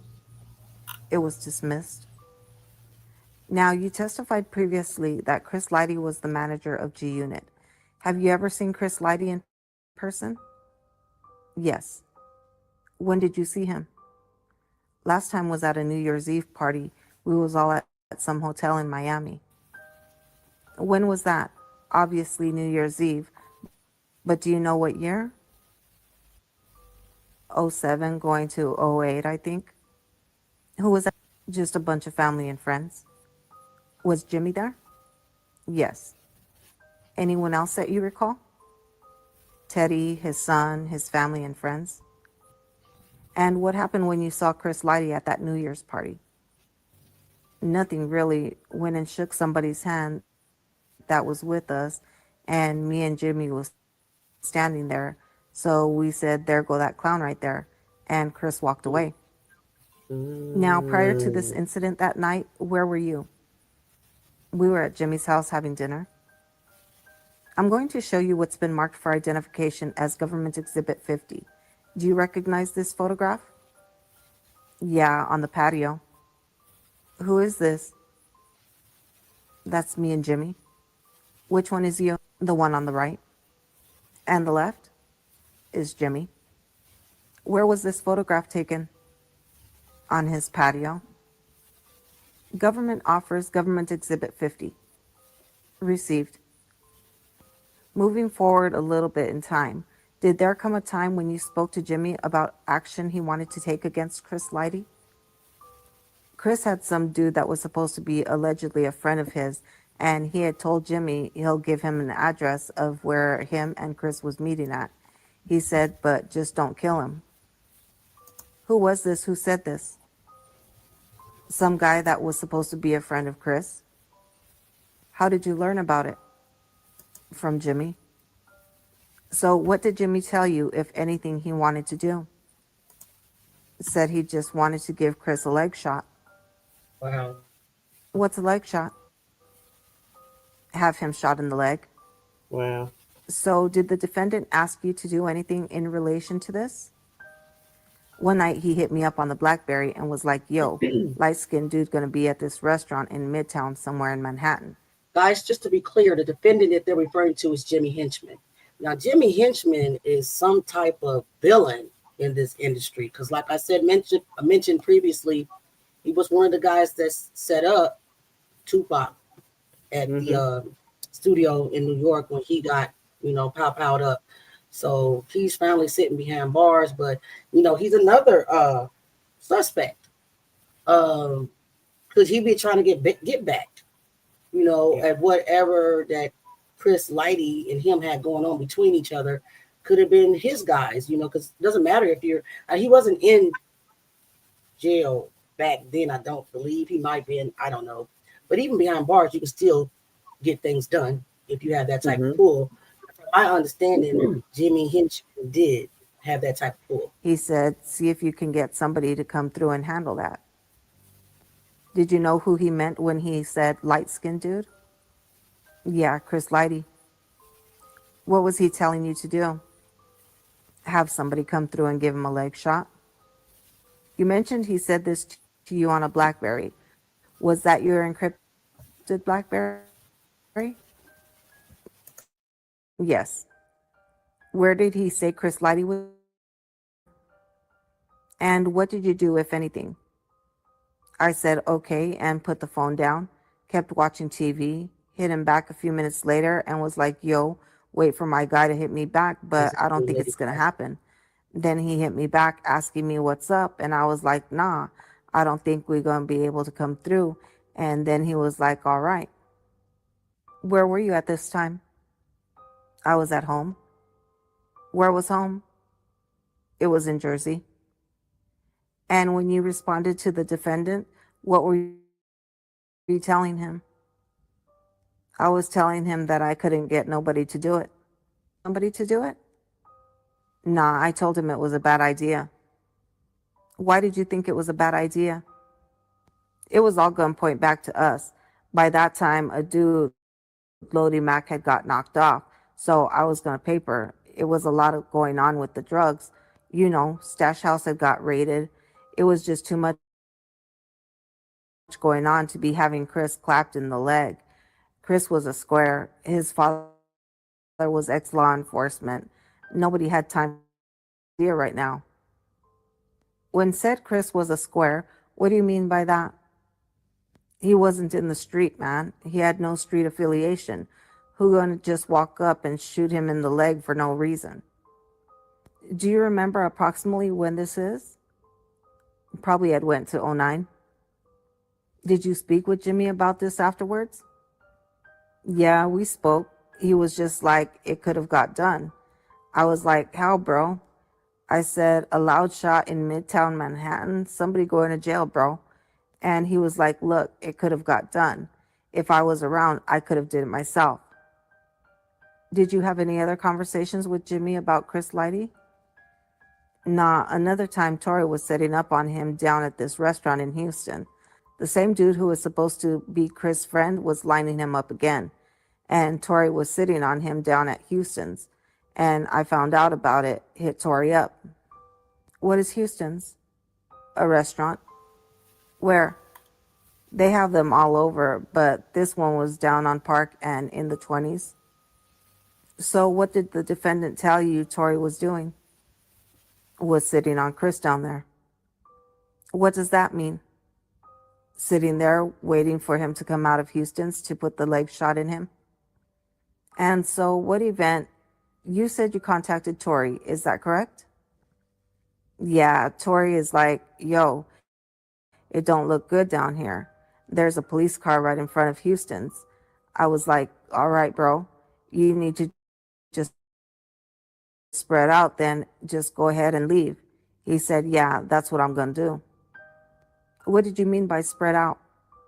Leave. What did Tori tell you he was there to do? Give him a leg shot.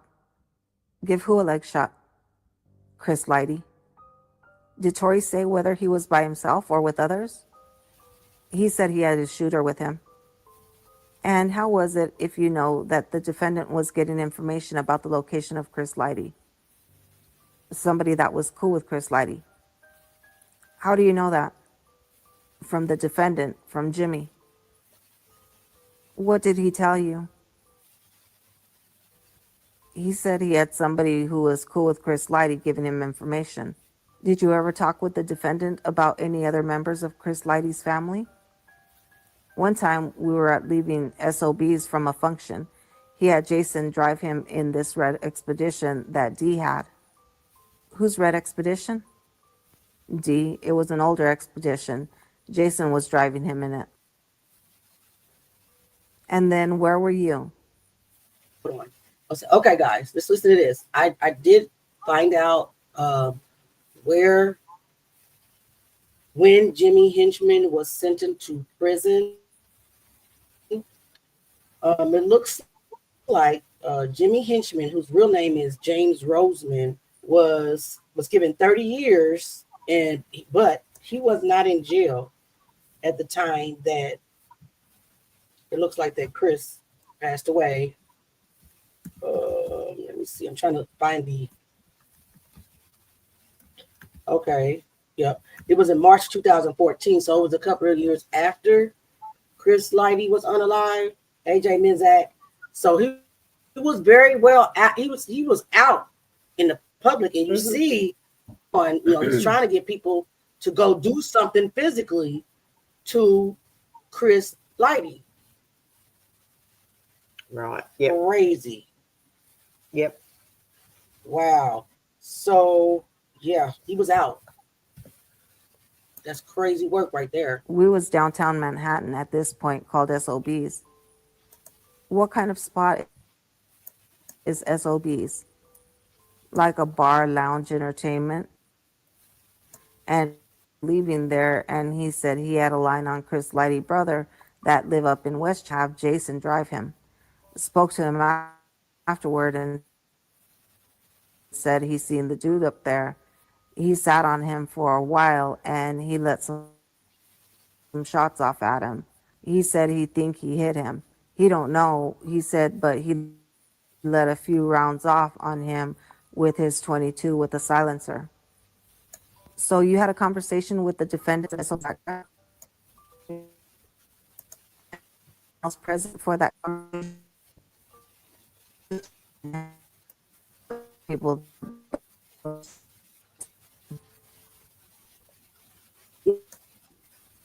Yeah, let's see him. Yes.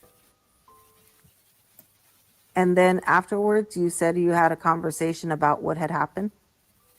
Yes. What did Jimmy say he had done? He said he sat up there for a while, sat on him, saw the dude, and he let some rounds off at him. What gun did you say he had? His 22 with a silencer.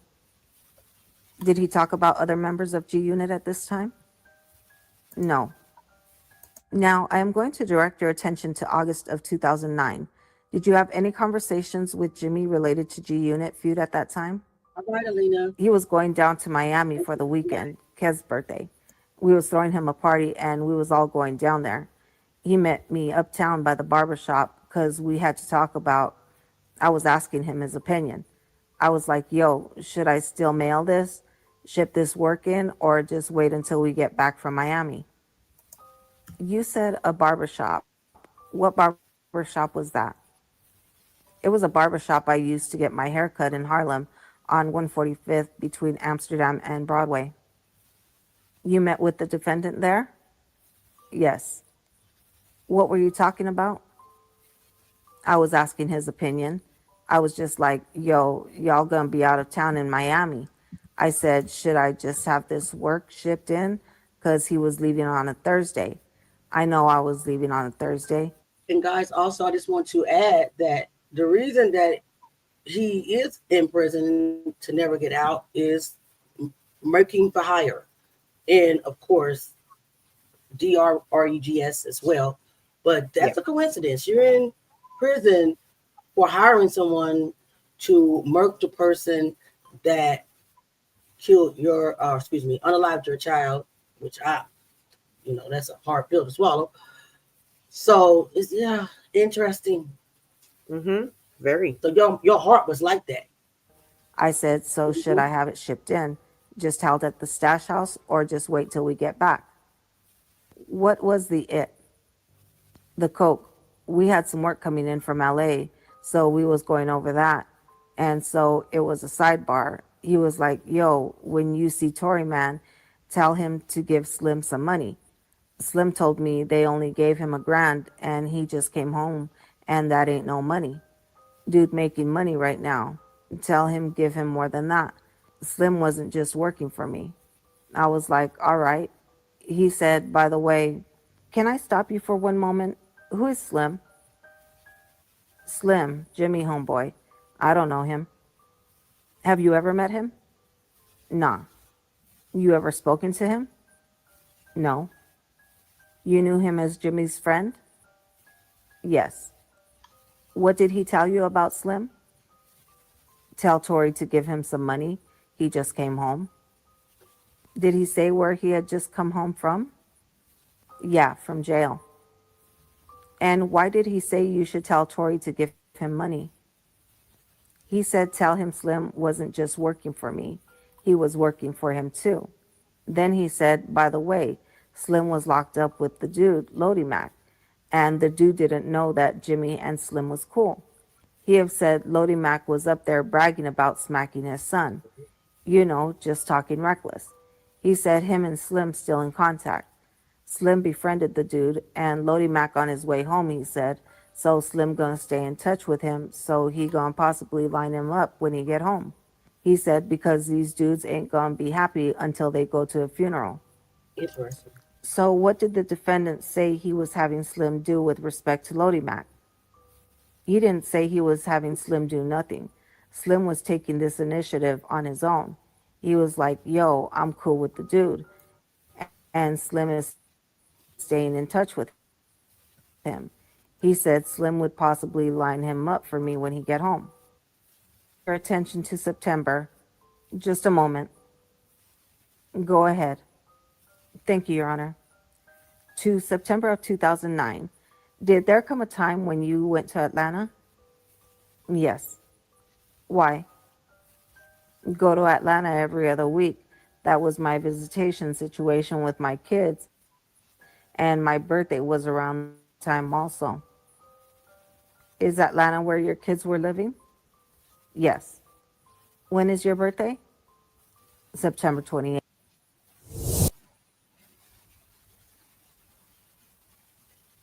We're going to go ahead and play a second part of the testimony that also mentions Chris Lighty as well.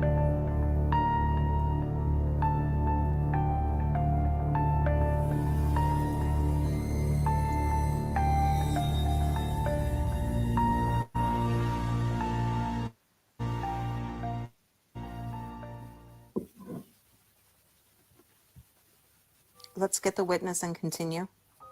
The witness is on the stand, Your Honor. Forgive me, I didn't even look. Okay, let's go.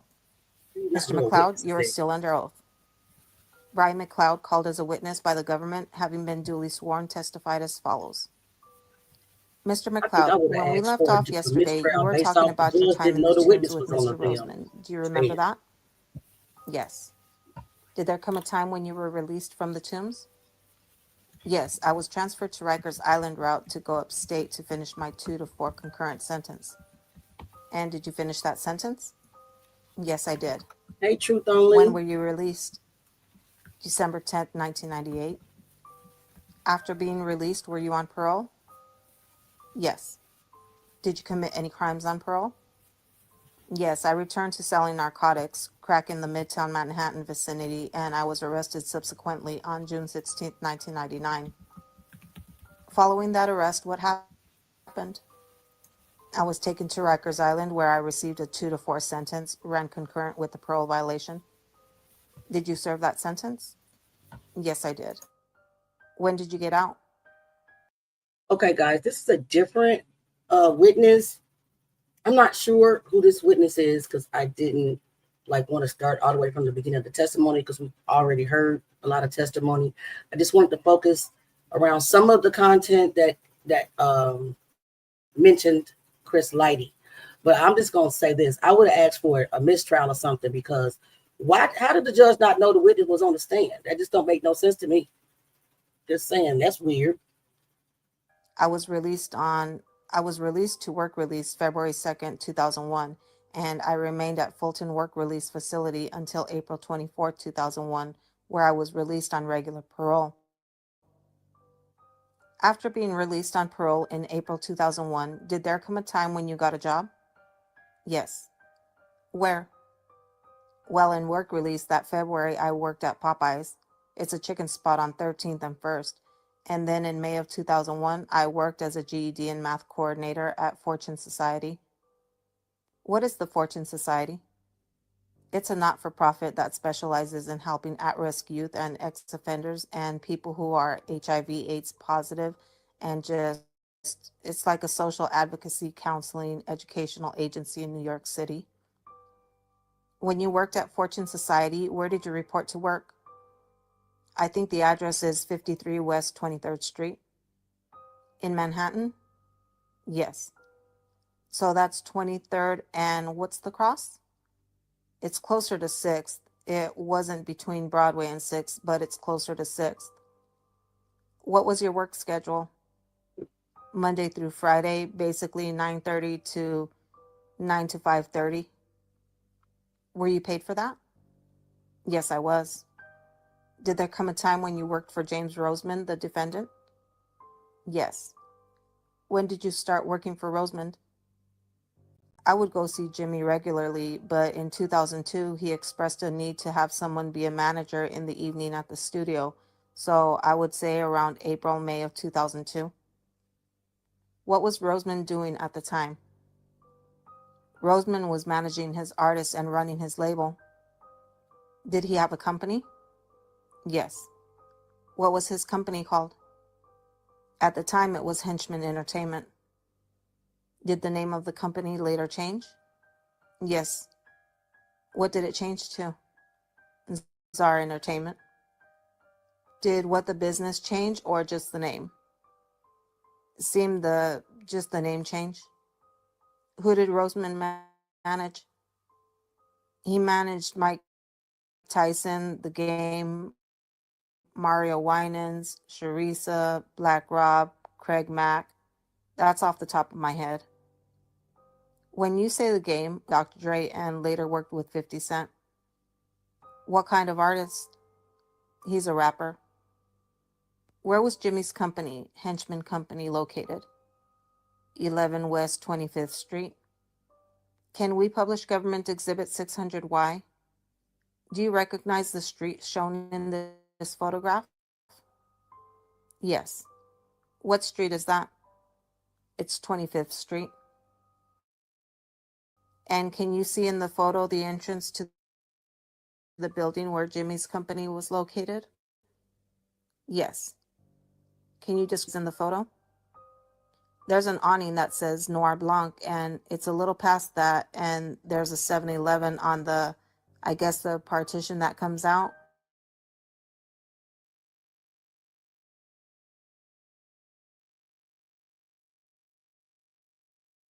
Corner, literally. I would go up the block of Toy Something or on 23rd, let out to 24th, and then I would just come around the corner. So a 5-minute walk. How did you become involved in working for Roseman's business? Jimmy and I met, and he expressed a need to have someone at the studio, and I was always there periodically off and on. So I just stepped in to fill the position. What did you do at the company?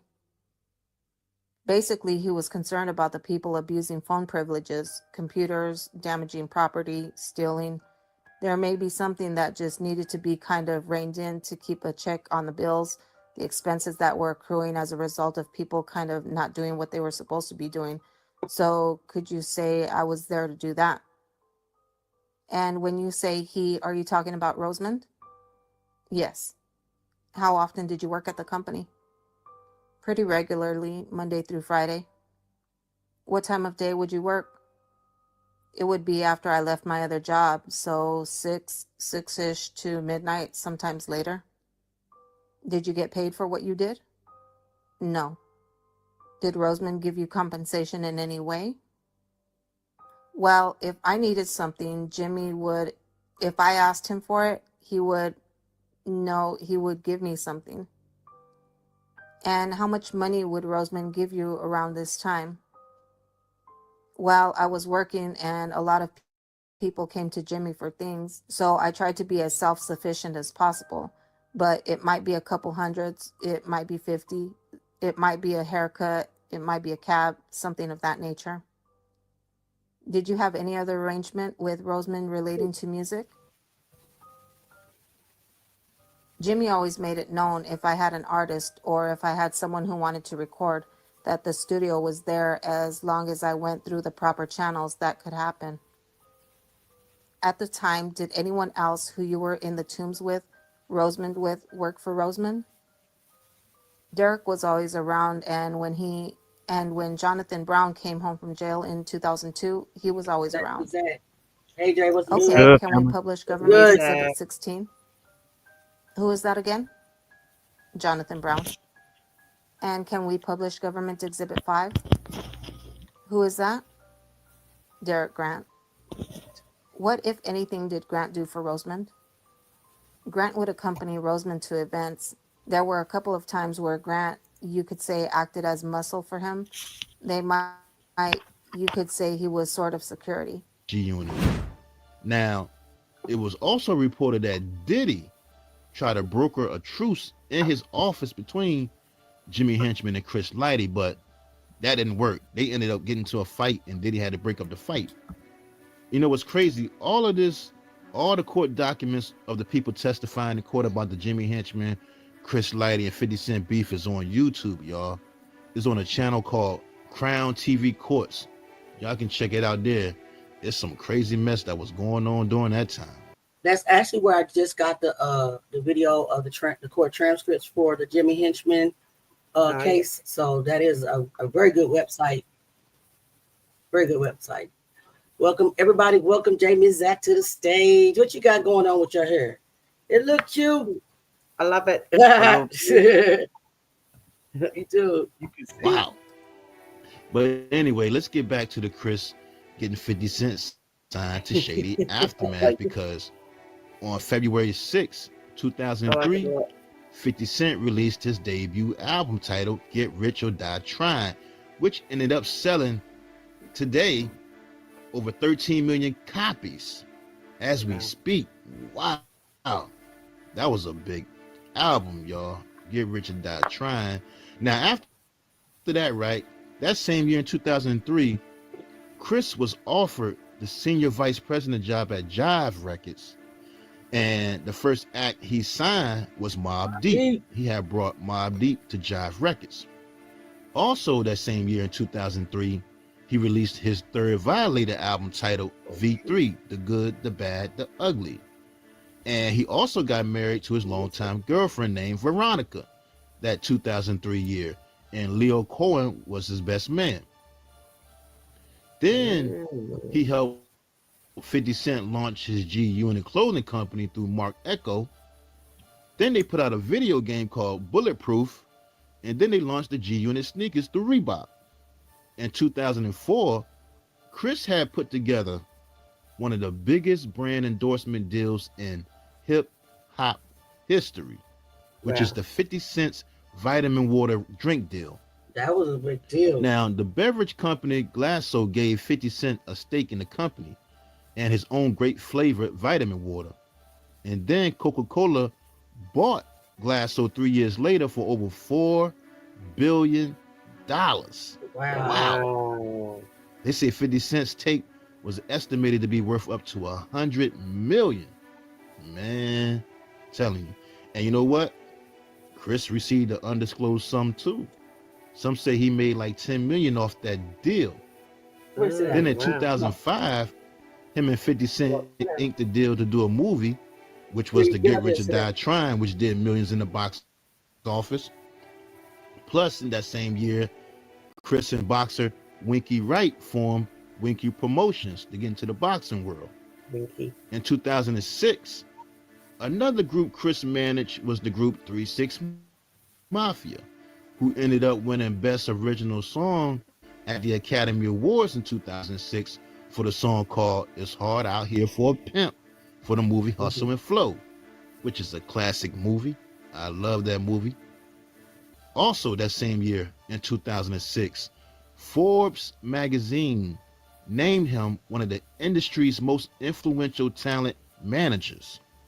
In 2007, Chris ended up being sued by a Hollywood agent named Michael Ovitz. Now, this guy, Michael Ovitz, was supposed to be helping to make all running with Scott LaRock and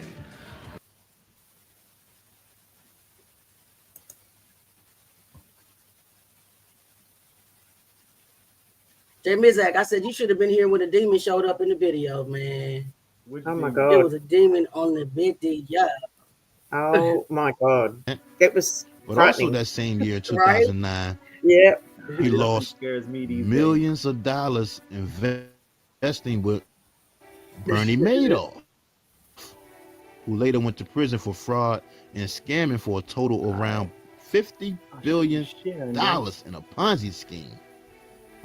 Now, Chris said that what he lost wasn't life-threatening, but according to his brother Dave Lighty, he said he believed his depleted account with Bernie Madoff was at one point worth $23 million. Wow.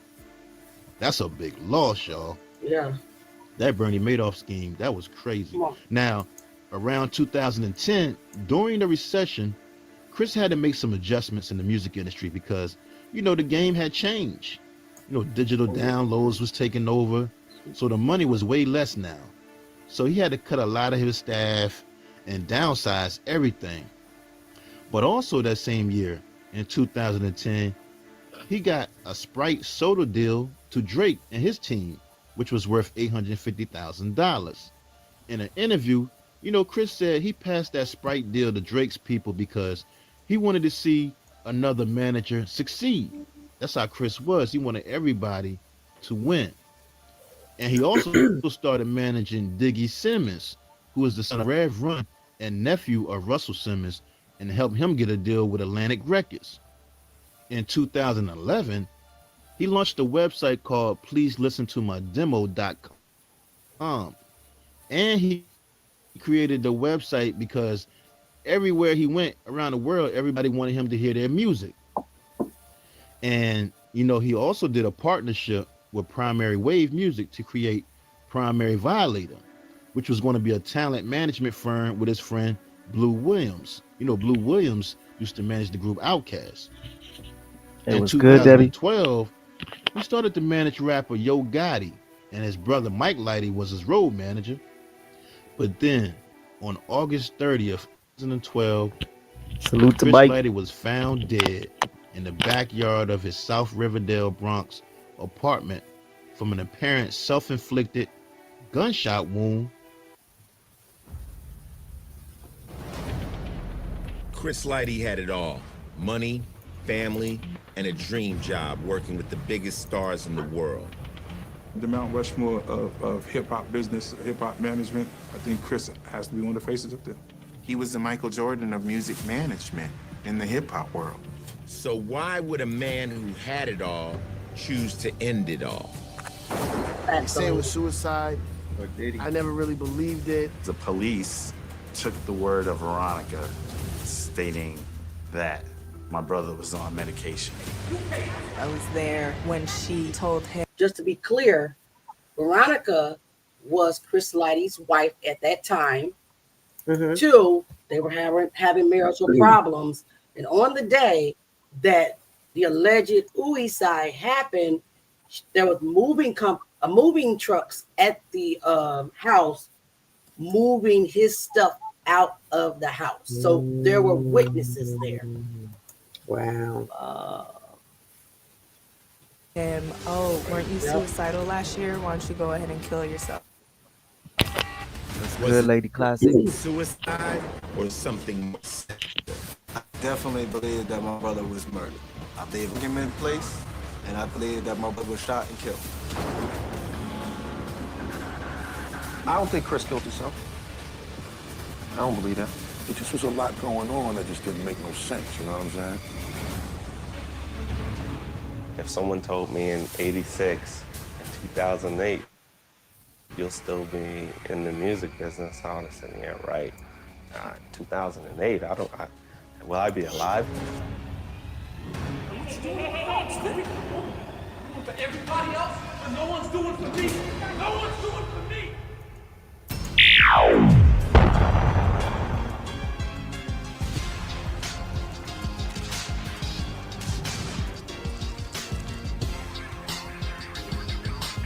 The amazing life and controversial death of Chris Lighty on Celebrity Crime Files. And guys, just to let you know that episode of Celebrity Crime Files has disappeared. Whoa! All I could find was a trailer. I cannot find that video.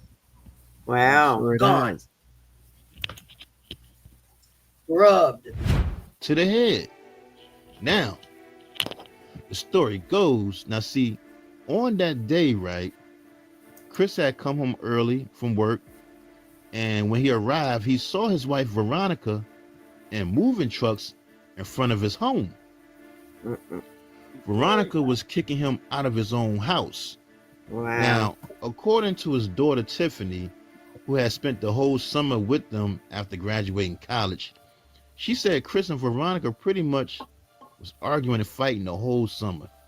So Tiffany had packed up and left that day. And just let me ask you, why is it that every time the money start running low, that the spouse always got to start acting amok? Mm-hmm. What happened to the vows that you made in your marriage? It just it goes right out the window. Long as the money was coming in, she can get whatever she wants to, everything was fine. But soon as the industry changed and he started making less money, all of a sudden the marriage is bad and you get out. I can't stand some people. And Chris took her to the airport to get on a plane to go to Toronto, Canada. So when Chris got back home, that's when him and his wife began to argue.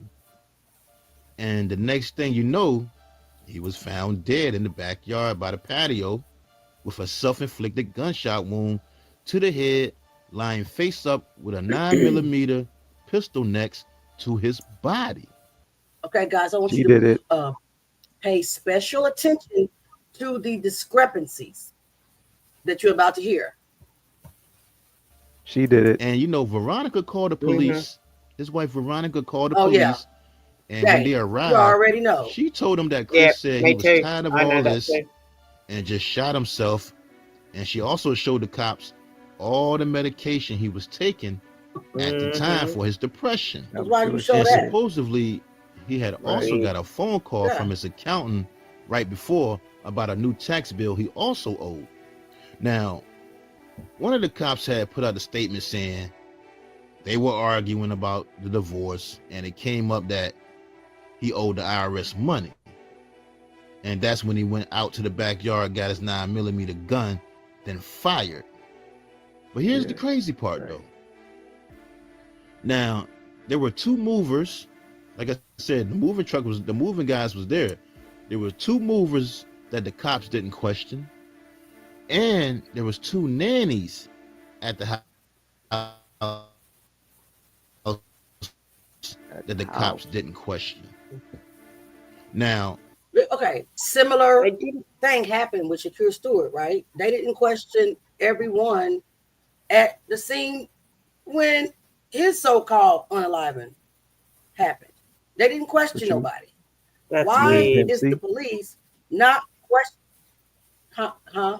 No, I'm talking about Shakur Stewart, the one that we just did earlier this week. The police didn't question everybody in the I'm trying to house. say it's the same type of shit. Same scenario. Oh yeah, absolutely. Same scenario. Weird, because I've never heard of the police letting anybody go from a scene of a crime until they've done a thorough investigation, right? And talk to everybody that was there. Weird. Crime of passion. Yeah, no, rubbish. Yeah. Straight out. Oh.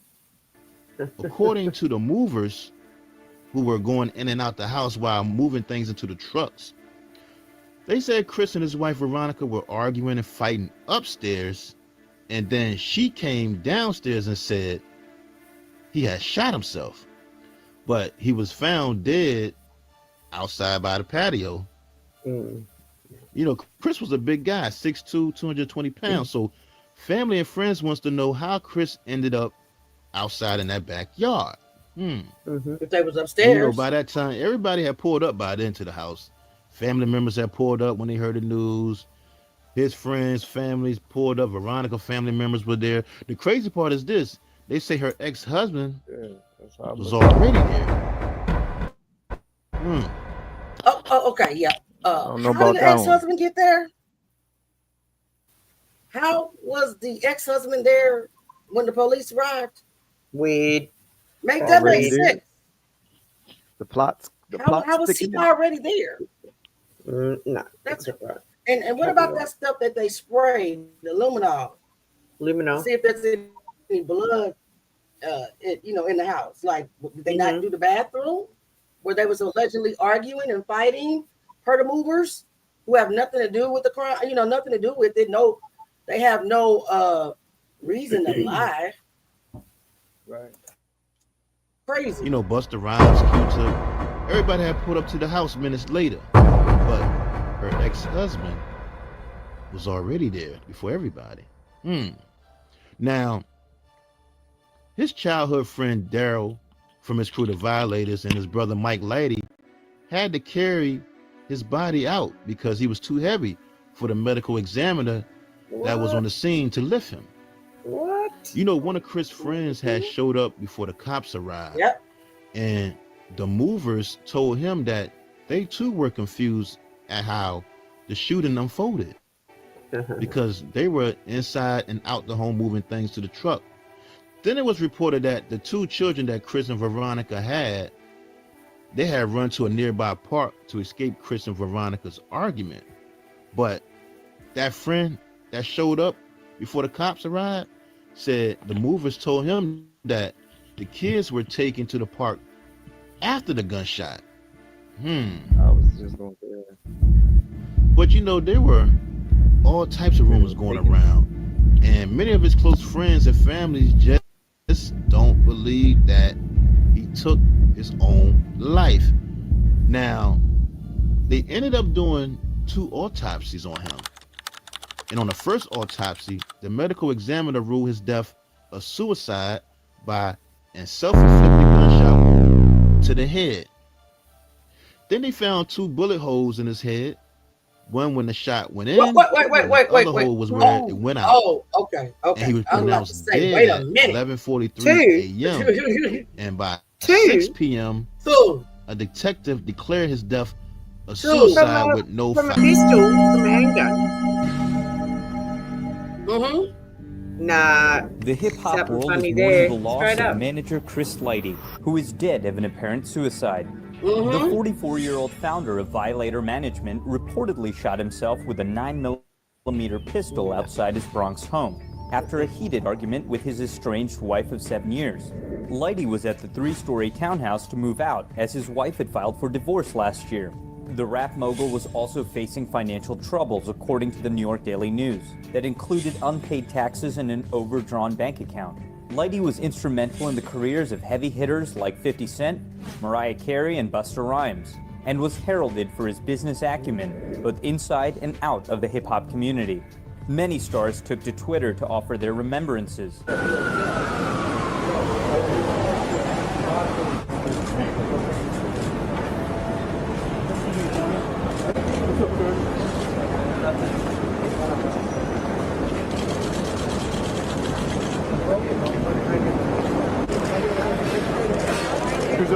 Excuse us. Make way, please. Excuse us. Yeah, right now. See who was there, right?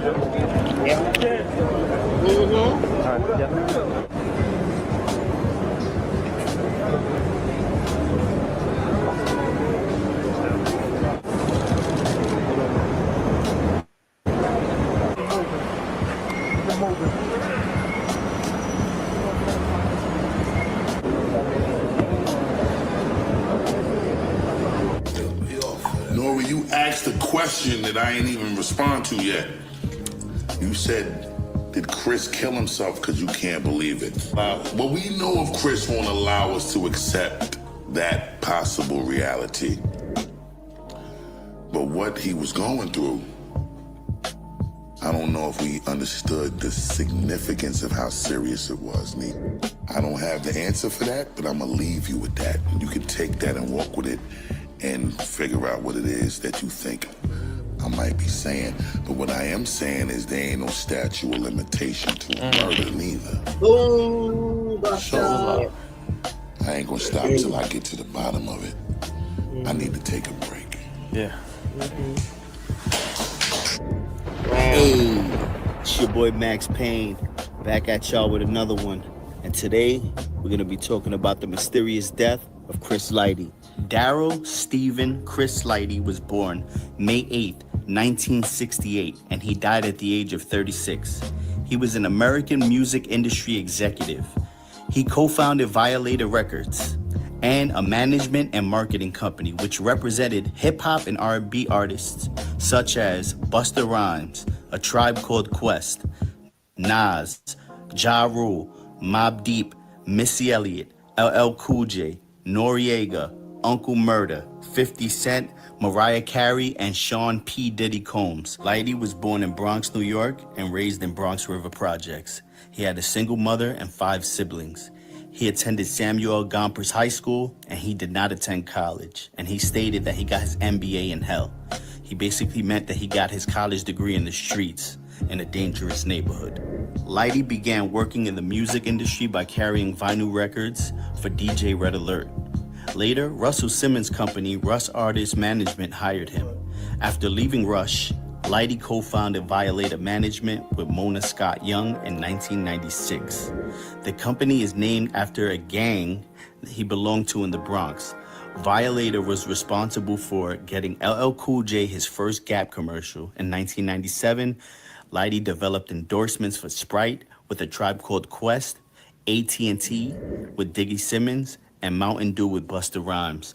So basically, he changed the game. He merged like artists and big brands like Sprite, Coca-Cola, AT&T. He made it possible for like 50 Cent and Vitamin Water. He paved the way for artists to get other streams of income.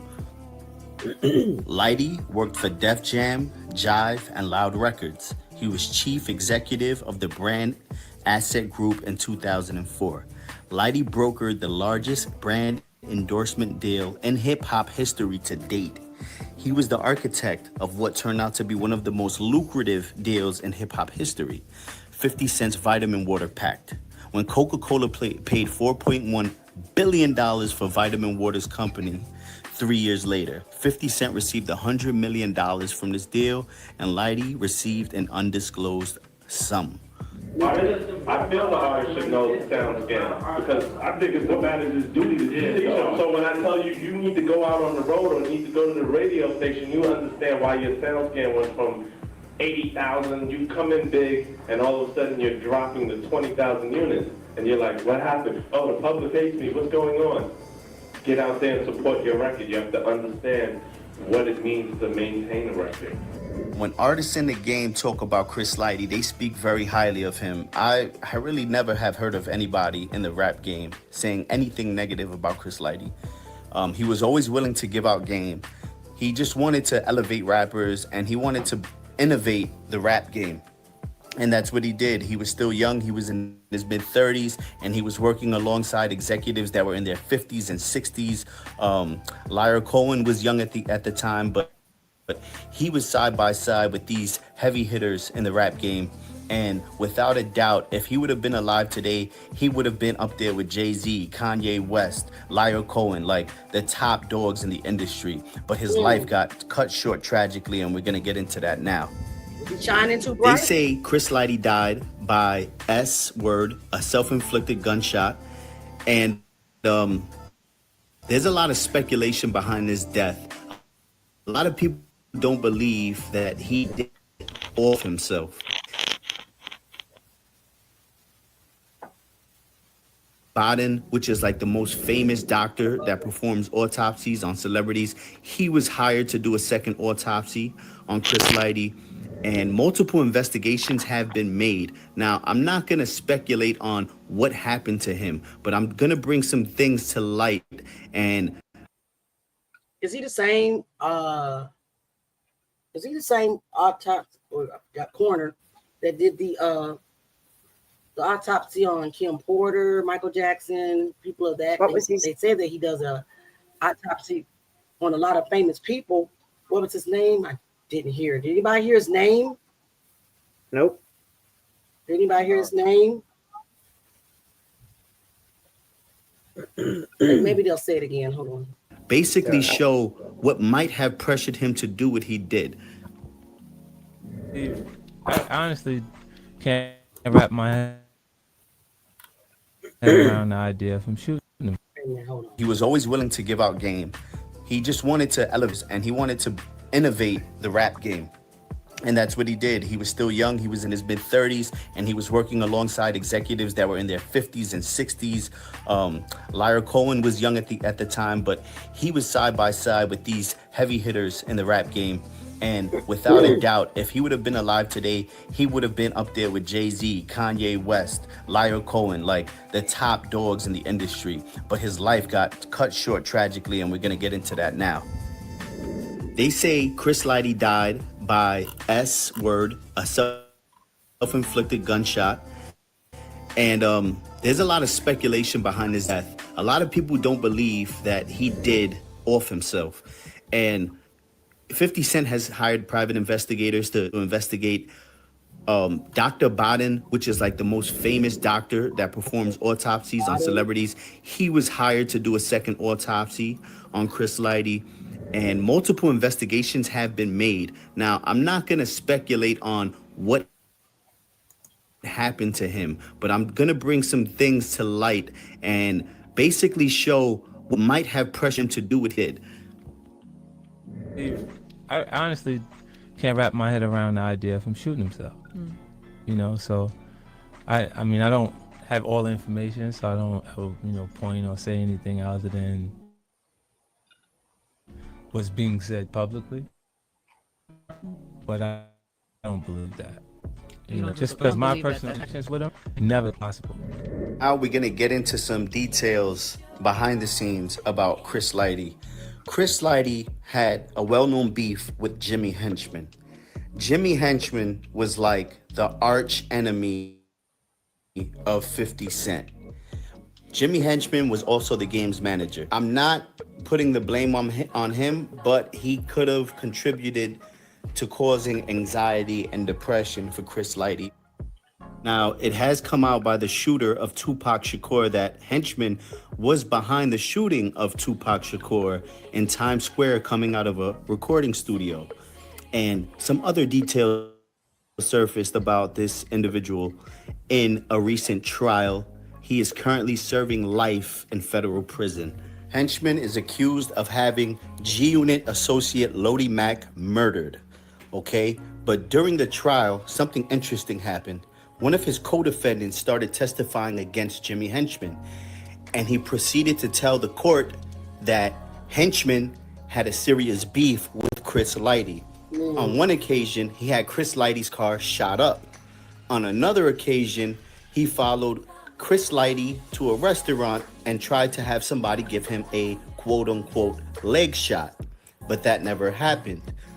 On another situation, he followed Chris Lighty's brother to upstate New York and had shots let off at Chris Lighty's brother. So you can see how serious this feud was between Jimmy Henchman and Chris Lighty. I do not know why Jimmy Henchman had beef with Chris Lighty, but Jimmy Henchman, when he was on the streets, is not somebody that you wanted to have problems with. He is going to take it to the extreme.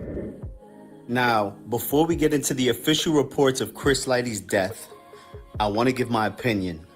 I personally do not feel like Jimmy Henchman was involved in the death of Chris Lighty, but I do believe that it was one of the contributing factors of him taking his own life.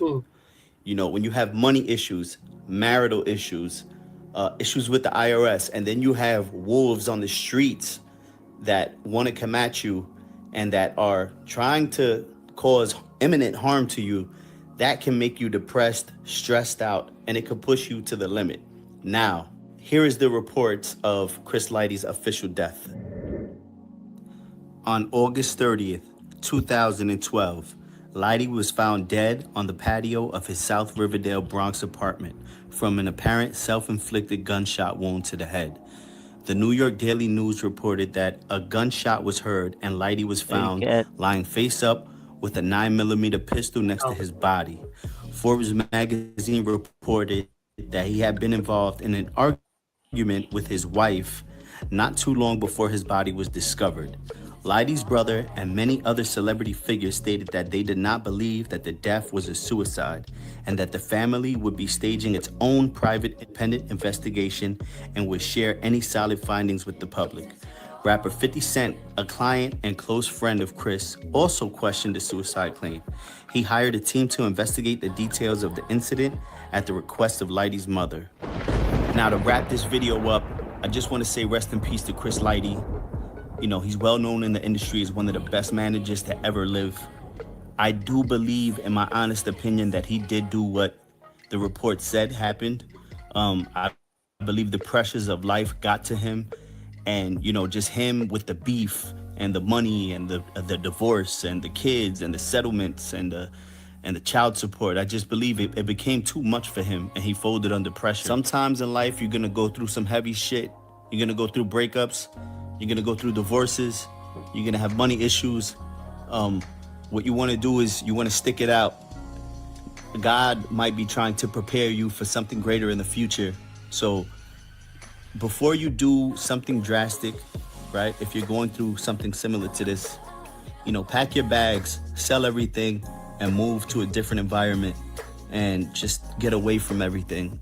And when you gain clarity, that's when you can make a decision. You know what I'm saying? So rest in peace, Chris Lighty. We're gonna wrap this up. It's your boy Max Payne back with another one. Please like the video and subscribe. All of this is public information. You can find the trial documents on Crown TV on YouTube about Jimmy Henchman. And I don't believe he was responsible, so let's not get that twisted. I just wanted to give a backstory, and I wanted to detail some of the things that was going on in Chris's life before this happened to him, okay? So until the next one, peace. I'll play. So basically, they investigated his death for about 7 hours. Then, his family got a second autopsy done by Michael Baden, who was a famous forensic pathologist who is known for his independent opinions on deaths. Plus, he has testified in several high-profile cases, including the O.J. Simpson trial. But Chris's family wanted him to test to see if Chris had gun residue on his hand if he took his own life. But the crazy part is the family never got the results from him. Wait, this is the second incident where they failed to conduct gunpowder residue. They didn't do it with Shakira Stewart either. No. That is pretty darn weird, guys. Sure is. And okay, so it looks like Kat got us the answer. The Dr. Michael Baden, he's his top 3 celebrities that he performed autopsies on was JFK. Wow. Nicole Brown Simpson and Jeffrey Epstein. So no, he's not the same coroner that did Michael Jackson, Kim Porter. So wow, how many coroners on payroll? Just ask. They never got the results from Michael Baden. Then 50 Cent said he don't believe Chris killed himself over money because Chris had just agreed to work with him on a tour deal worth $4 million. So 50 Cent hired a private investigator, an attorney named Scott Lehman, to launch a new investigation into Chris's death. And Scott Lehman said that the main problem that he encountered was that the NYPD did not do a thorough investigation into Chris' death. He wants answers as to why a gunpowder residue test was not conducted on Chris' hands, and he also wants a DNA test conducted on the weapon used in the death, something he claims was never completed. Plus, the medical examiner's office currently possesses a sample to initiate a test of Chris' hands and clothes for gunshot residue, but that test has yet to be conducted. And Scott Lehman and his team attempted to obtain the samples so it could be tested, but the piece of evidence has sat dormant in the office of the chief medical examiner. He said for months they have requested that the sample be tested and even offered to pay any costs relating to the testing, but their offer was ignored. He also stated that you would think Veronica would want to talk to them for this investigation to have this solved, but she has not cooperated so far, and he doesn't think that it's going to change. Wow. Yeah. But Chris' mother and his family got an online petition for supporters called iPetitions.com for them to reopen the case. Now, yeah, for sure. Chris's wife, Veronica Lighty, told the media that her husband, Chris, who had made millions in endorsement deals for artists including 50 Cent, LL Cool J, and Missy Elliott, was suffering from financial stress. And there were also rumors about Chris and Veronica's rocky relationship. Well, I'm going to say this, ma'am. I don't want to hear it from you. I don't want to hear anything from you because you're the same lady who said, go ahead. Jamie Zach, I was going to say, who isn't suffering from financial stress? Yeah, right. The world is suffering from financial stress. You don't think about suicide. Yeah, they can. No, you think about how you're gonna get the yeah. But who runs and get the medication? I'm gonna run and get my husband medication, and I'm gonna just show it to you so you can know that he's depressed. And no, he wanted to die, so just let him die. He wanted to die. That's what he wanted. So don't even try to save him. Just let him die because this is what he wanted. Man, he knew he was worth more. Who sent you? Yeah. And what about the life insurance? Before he died, because just a year before, in 2011, Veronica had filed for divorce, but retracted her original request for divorce as a Father's Day's gift to Chris. She had also put out a statement that plotting. her She husband Chris been plotting. was too smart of a man. He was a genius, and no smart man is going to leave his children for fighting with his wife. That makes absolutely no sense. Wow. She said they had a passionate relationship, and they did fight all the time, but she and her husband had worked out their financial difficulties and that they were not getting divorced, even though she had filed for divorce, but retracted it 2 days before Father's Day. Ma'am, did you have moving trucks at the damn house? Yeah. That day that he allegedly helped out himself? What are you talking about? That alone should have got a search warrant and arrest warrant for your ass. What are you talking about? Why were the moving trucks there? Ma'am, I call BS. I thought it was before. That was her gift to him. 304. She also said they were not in debt for $5 million, but Chris did have a lot of weight on his shoulders. And she said, let him die proud, at peace, because did y'all hear that? That's what he wanted. Let him die proud, at peace. I'm sorry, ma'am. I don't think that anybody that unalives themselves think that this is a prideful death. No. That's taking the coward's way out. What are you talking about? Her wig on too tight. She got it from China. She got that wig from China, ma'am. You should have got virgin hair. Veronica's close friend named Norman Downs can afford it now. Said he was in a lot of pain and he possibly had some financial difficulties, but he and his wife Veronica didn't get in the fight that day. Lying. The only person that really knows is Chris, and he ain't here. And those movers. Wow. They know. Now, in his will, which was created in 2007, it said that his entire estate was left to Veronica. And he also leaves a $1.6 million. What a coincidence that she was putting him out that day. Allegedly, no, it wasn't no allegedly. That's what the facts were, because there were moving trucks there, right? Mm-hmm. But you still was a beneficiary of his entire estate. Mm-hmm. Nah, so, did he not sound like she forged his signature. Yeah. And already had sound this like plan. To me. That's what it sounds like to me. So before he can change his will, you took him out, allegedly. Trust fund maybe even to all his that. children. Right. Yeah. But people close to him said they were fighting a lot over cheating on each other and a bunch of other stuff. And there was a police report that indicated that Veronica was once abused by Chris. Back on August 28th, 2005, police responded to a 911 call at the Lighty residence. When they arrived, they discovered that Chris had split Veronica's lip open with his fist and left numerous bruises on other parts of her body. Chris was arrested and charged with battery. That's but what did it. Veronica declined to pursue the case. Yep.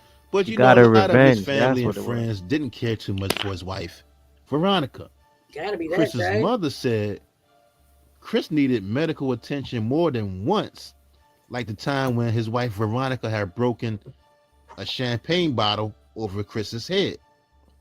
And his mother also feels the city did not do a thorough enough investigation with this case involving her son, because there were 2 movers at the house that day that were not questioned.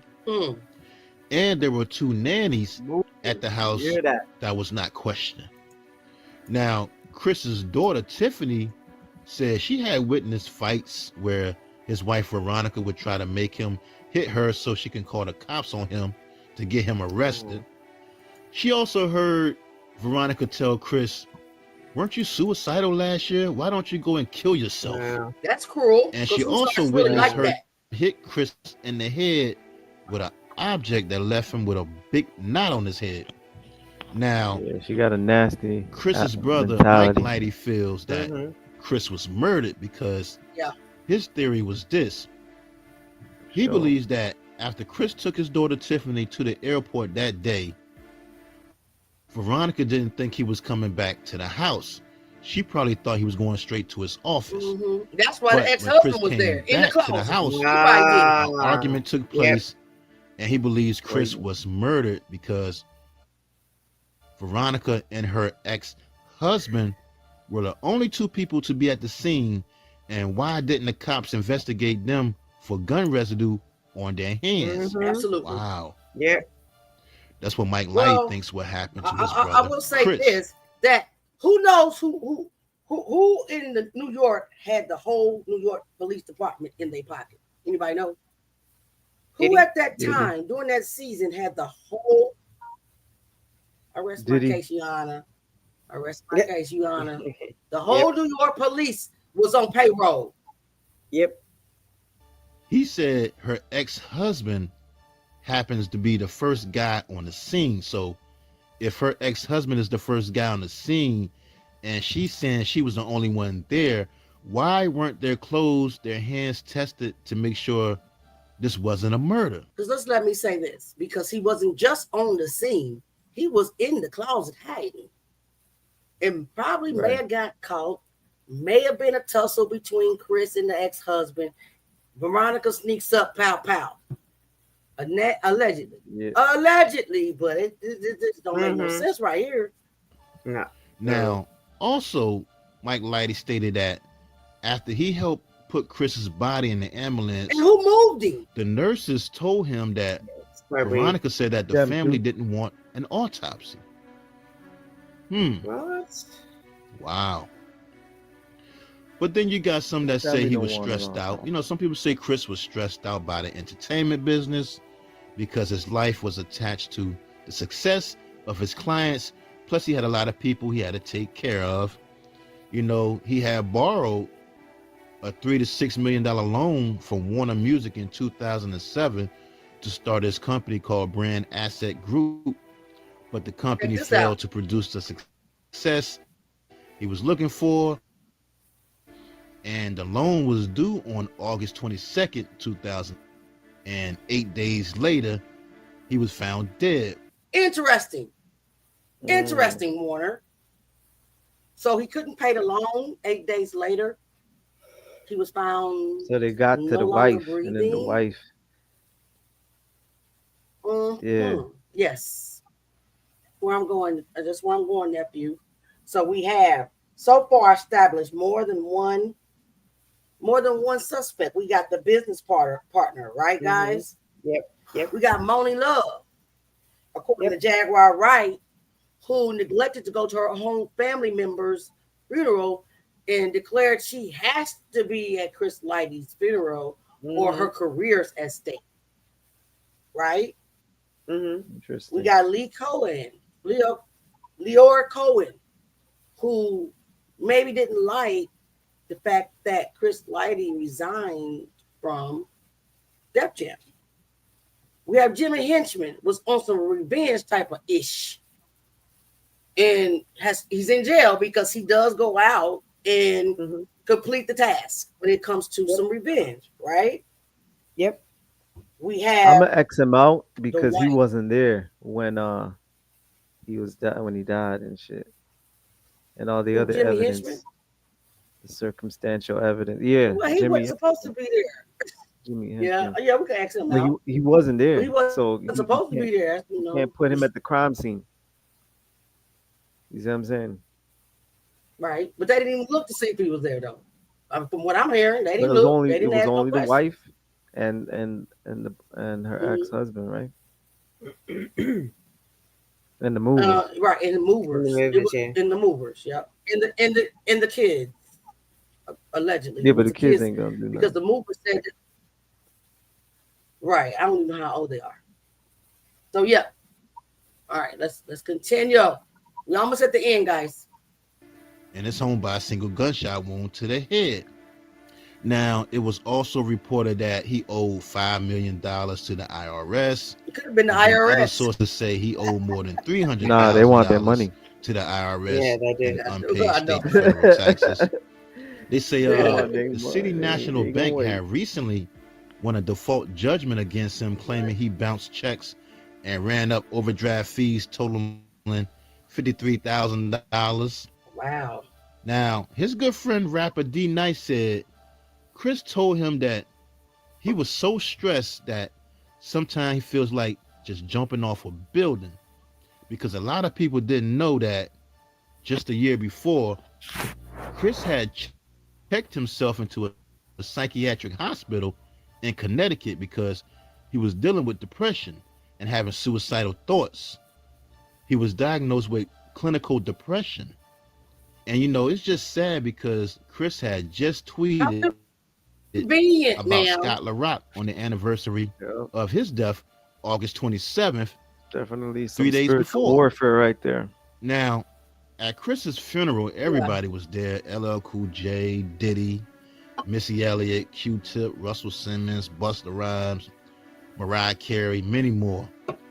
Even 50 Cent and Fat Joe ended up squashing their beef for Chris Lighty, because Chris Lighty had love for both of them. After his death, man, podcaster and former lawyer Reggie Osei, better known as Combat Jack, had did a great documentary on Chris called Mogul, The Life and Death of Chris Lighty, in 2017, which is on all streaming platforms if y'all want to check that out. And rest in peace to Combat Jack. He died from colon cancer on December 20th, 2017, just 2 months after announcing he had been diagnosed with cancer. He died 6 months later after he released that documentary on Chris Lighty. Wow, that's crazy. TV One had did a show on Chris called Celebrity Crime Files, which was good too. It's just sad, man, because Chris and Shakira Stewart were two of the most powerful music execs in the hip-hop community at the time. And both of them... Guys, I just sad to see them both together.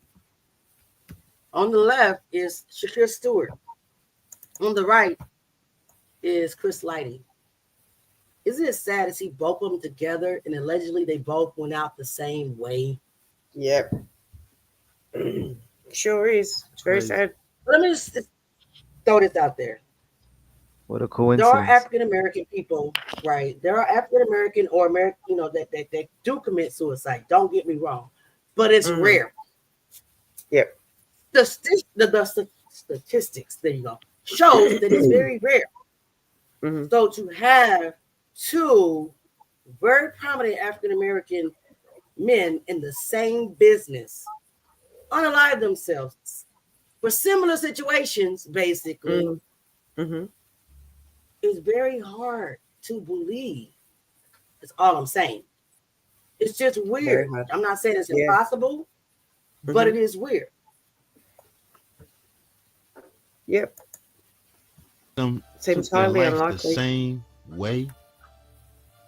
Rapper David Banner had put out a tweet saying, when Chris Lighty and Shakira Stewart died, I was wondering if hip-hop was going to start talking about what's really going on. But we didn't. Jag did. That's what David Banner said in a tweet. I like David Banner. But like I said earlier, man, I hope 50 Cent do a biopic on Chris Lighty's life. He should make it into a series, whatever. 50 got that power to do that now. That would be dope if he did something on Chris Lighty's life. Very dope. Or a movie.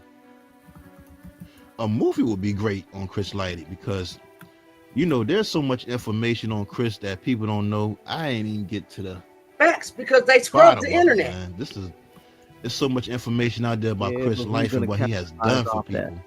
It's crazy.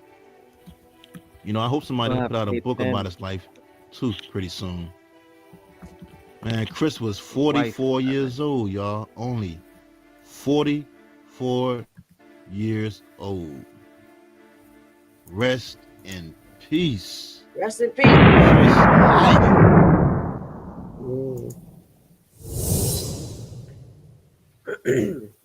Wow. That was a good job, Auntie Leah. Yeah, exactly. Really good job. Thank you. Thank you. I appreciate it. So what do you all think? What are you thinking? This is nuts, guys. And we're just now getting into, we haven't even, boy, shut the hell up. I'm on the line. Creed, sit down. Listen, y'all, he sat right down too, because he know mama speaks. You better shut up. Uh-huh. I love you, baby. It's okay, mama. But you in the background. Anyway, no, we're just now, we haven't even made a dent in this graveyard that hip hop has created, right? Mm-hmm. Yep. We're just going down rabbit holes, and it's so, all this stuff is connected. I don't know how, but my God, we're gonna try to figure this out together. Yeah, we're gonna try to figure this out together. Yeah. So it's only right that we go all the way to the beginning of the very first death in hip hop. Does anybody know who that is? I want to know, does anybody in the chat know who the very first death of the hip hop saga was? You want to say what? Heavy D? Nope. Nah, before him. Go back farther than that. The very first. Nah. You don't know. I don't really expect anybody in a different country to know. I'm gonna give this a couple of seconds, guys. Does anybody know who the very first sacrifice or death? Boy, leave that cat alone. Stop messing with the cat. The cat gonna whoop your ass like she do every day. Now, why you always want to fight with the cat? I'm sorry, y'all. My dog is silly. Oh, Easy E. He get beat up every day. No. Well, other than that, Jay, you was probably not even born, though. That's probably why you don't know that. Of course I wasn't born. I wasn't born. This was like when hip hop first came out. All right, guys. She gonna slap you up and you're gonna be crying. Leave her alone. You are not fast enough. Yeah, whatever. This dog gets slapped up every day. Yeah. Who said Auntie Leah. Truth only. Good job, Truth Only. Luke. I think it's only fair that we start at the beginning. Since we've touched base with the executives that, were the sacrifices in the industry. Scott LaRock. That's going to be our next video. Do y'all homework. Scott LaRock was the very first hip-hop death. And did you guys hear during the video who was present? Who was present when Scott LaRock was unalive? Chris Lighty. Chris Lighty was there. Wow. This stuff is connected. It's connected. Oh, it's all connected. Some type of way. It's all connected. And Auntie Leah, so my question is, Chris, go ahead. I don't know what's going on with you today, but we've been going for over 3 hours, and you look very fresh. Very fresh, very awake, very alive. I don't know what's happening. Look, Nick, I ain't doing this. Yeah, you're not doing that yet. I concur. Listen, I took off yesterday, so I slept a long time yesterday. So that's why tonight I'm okay. So, but yeah, thank you for the compliment. That's okay. Welcome. I'm TV nodding. Oh, what did I? Yeah. Don't be laughing at me, Nick. Just do it. No, I'm not laughing at you. I'm laughing at me. It's me. It's me this time. Listen, and Jay's eating. He's making me hungry. I've had coffees and no food yet. Oh my God. Yes, Truth, you got it. Okay, guys, so we're going to end the live here soon. Okay, Nick, blame it on Jay. Blame it on Jay, always.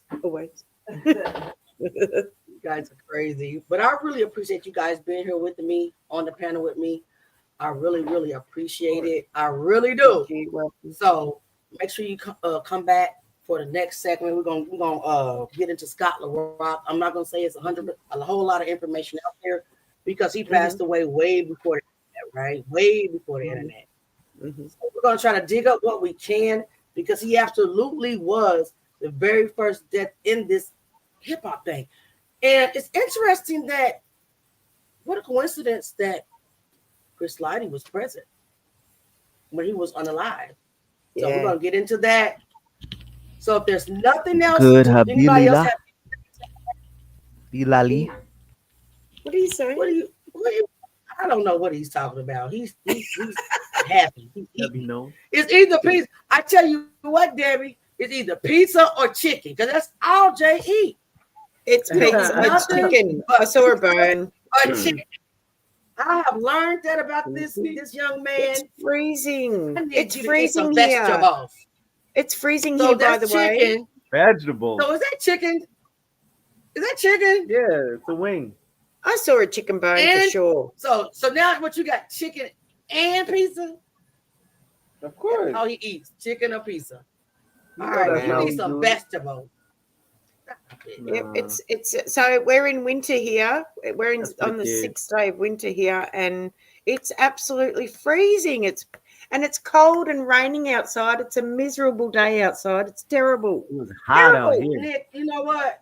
You better be happy while you can, because Auntie be going to sleep with pajamas on, waking up naked, because I be having hot flashes. So all I want is a breeze. I would welcome winter at this point in my life during the hot flash stage. So send me a breeze or something through this window, because swear to God, I wake up with one sock on, one sock off.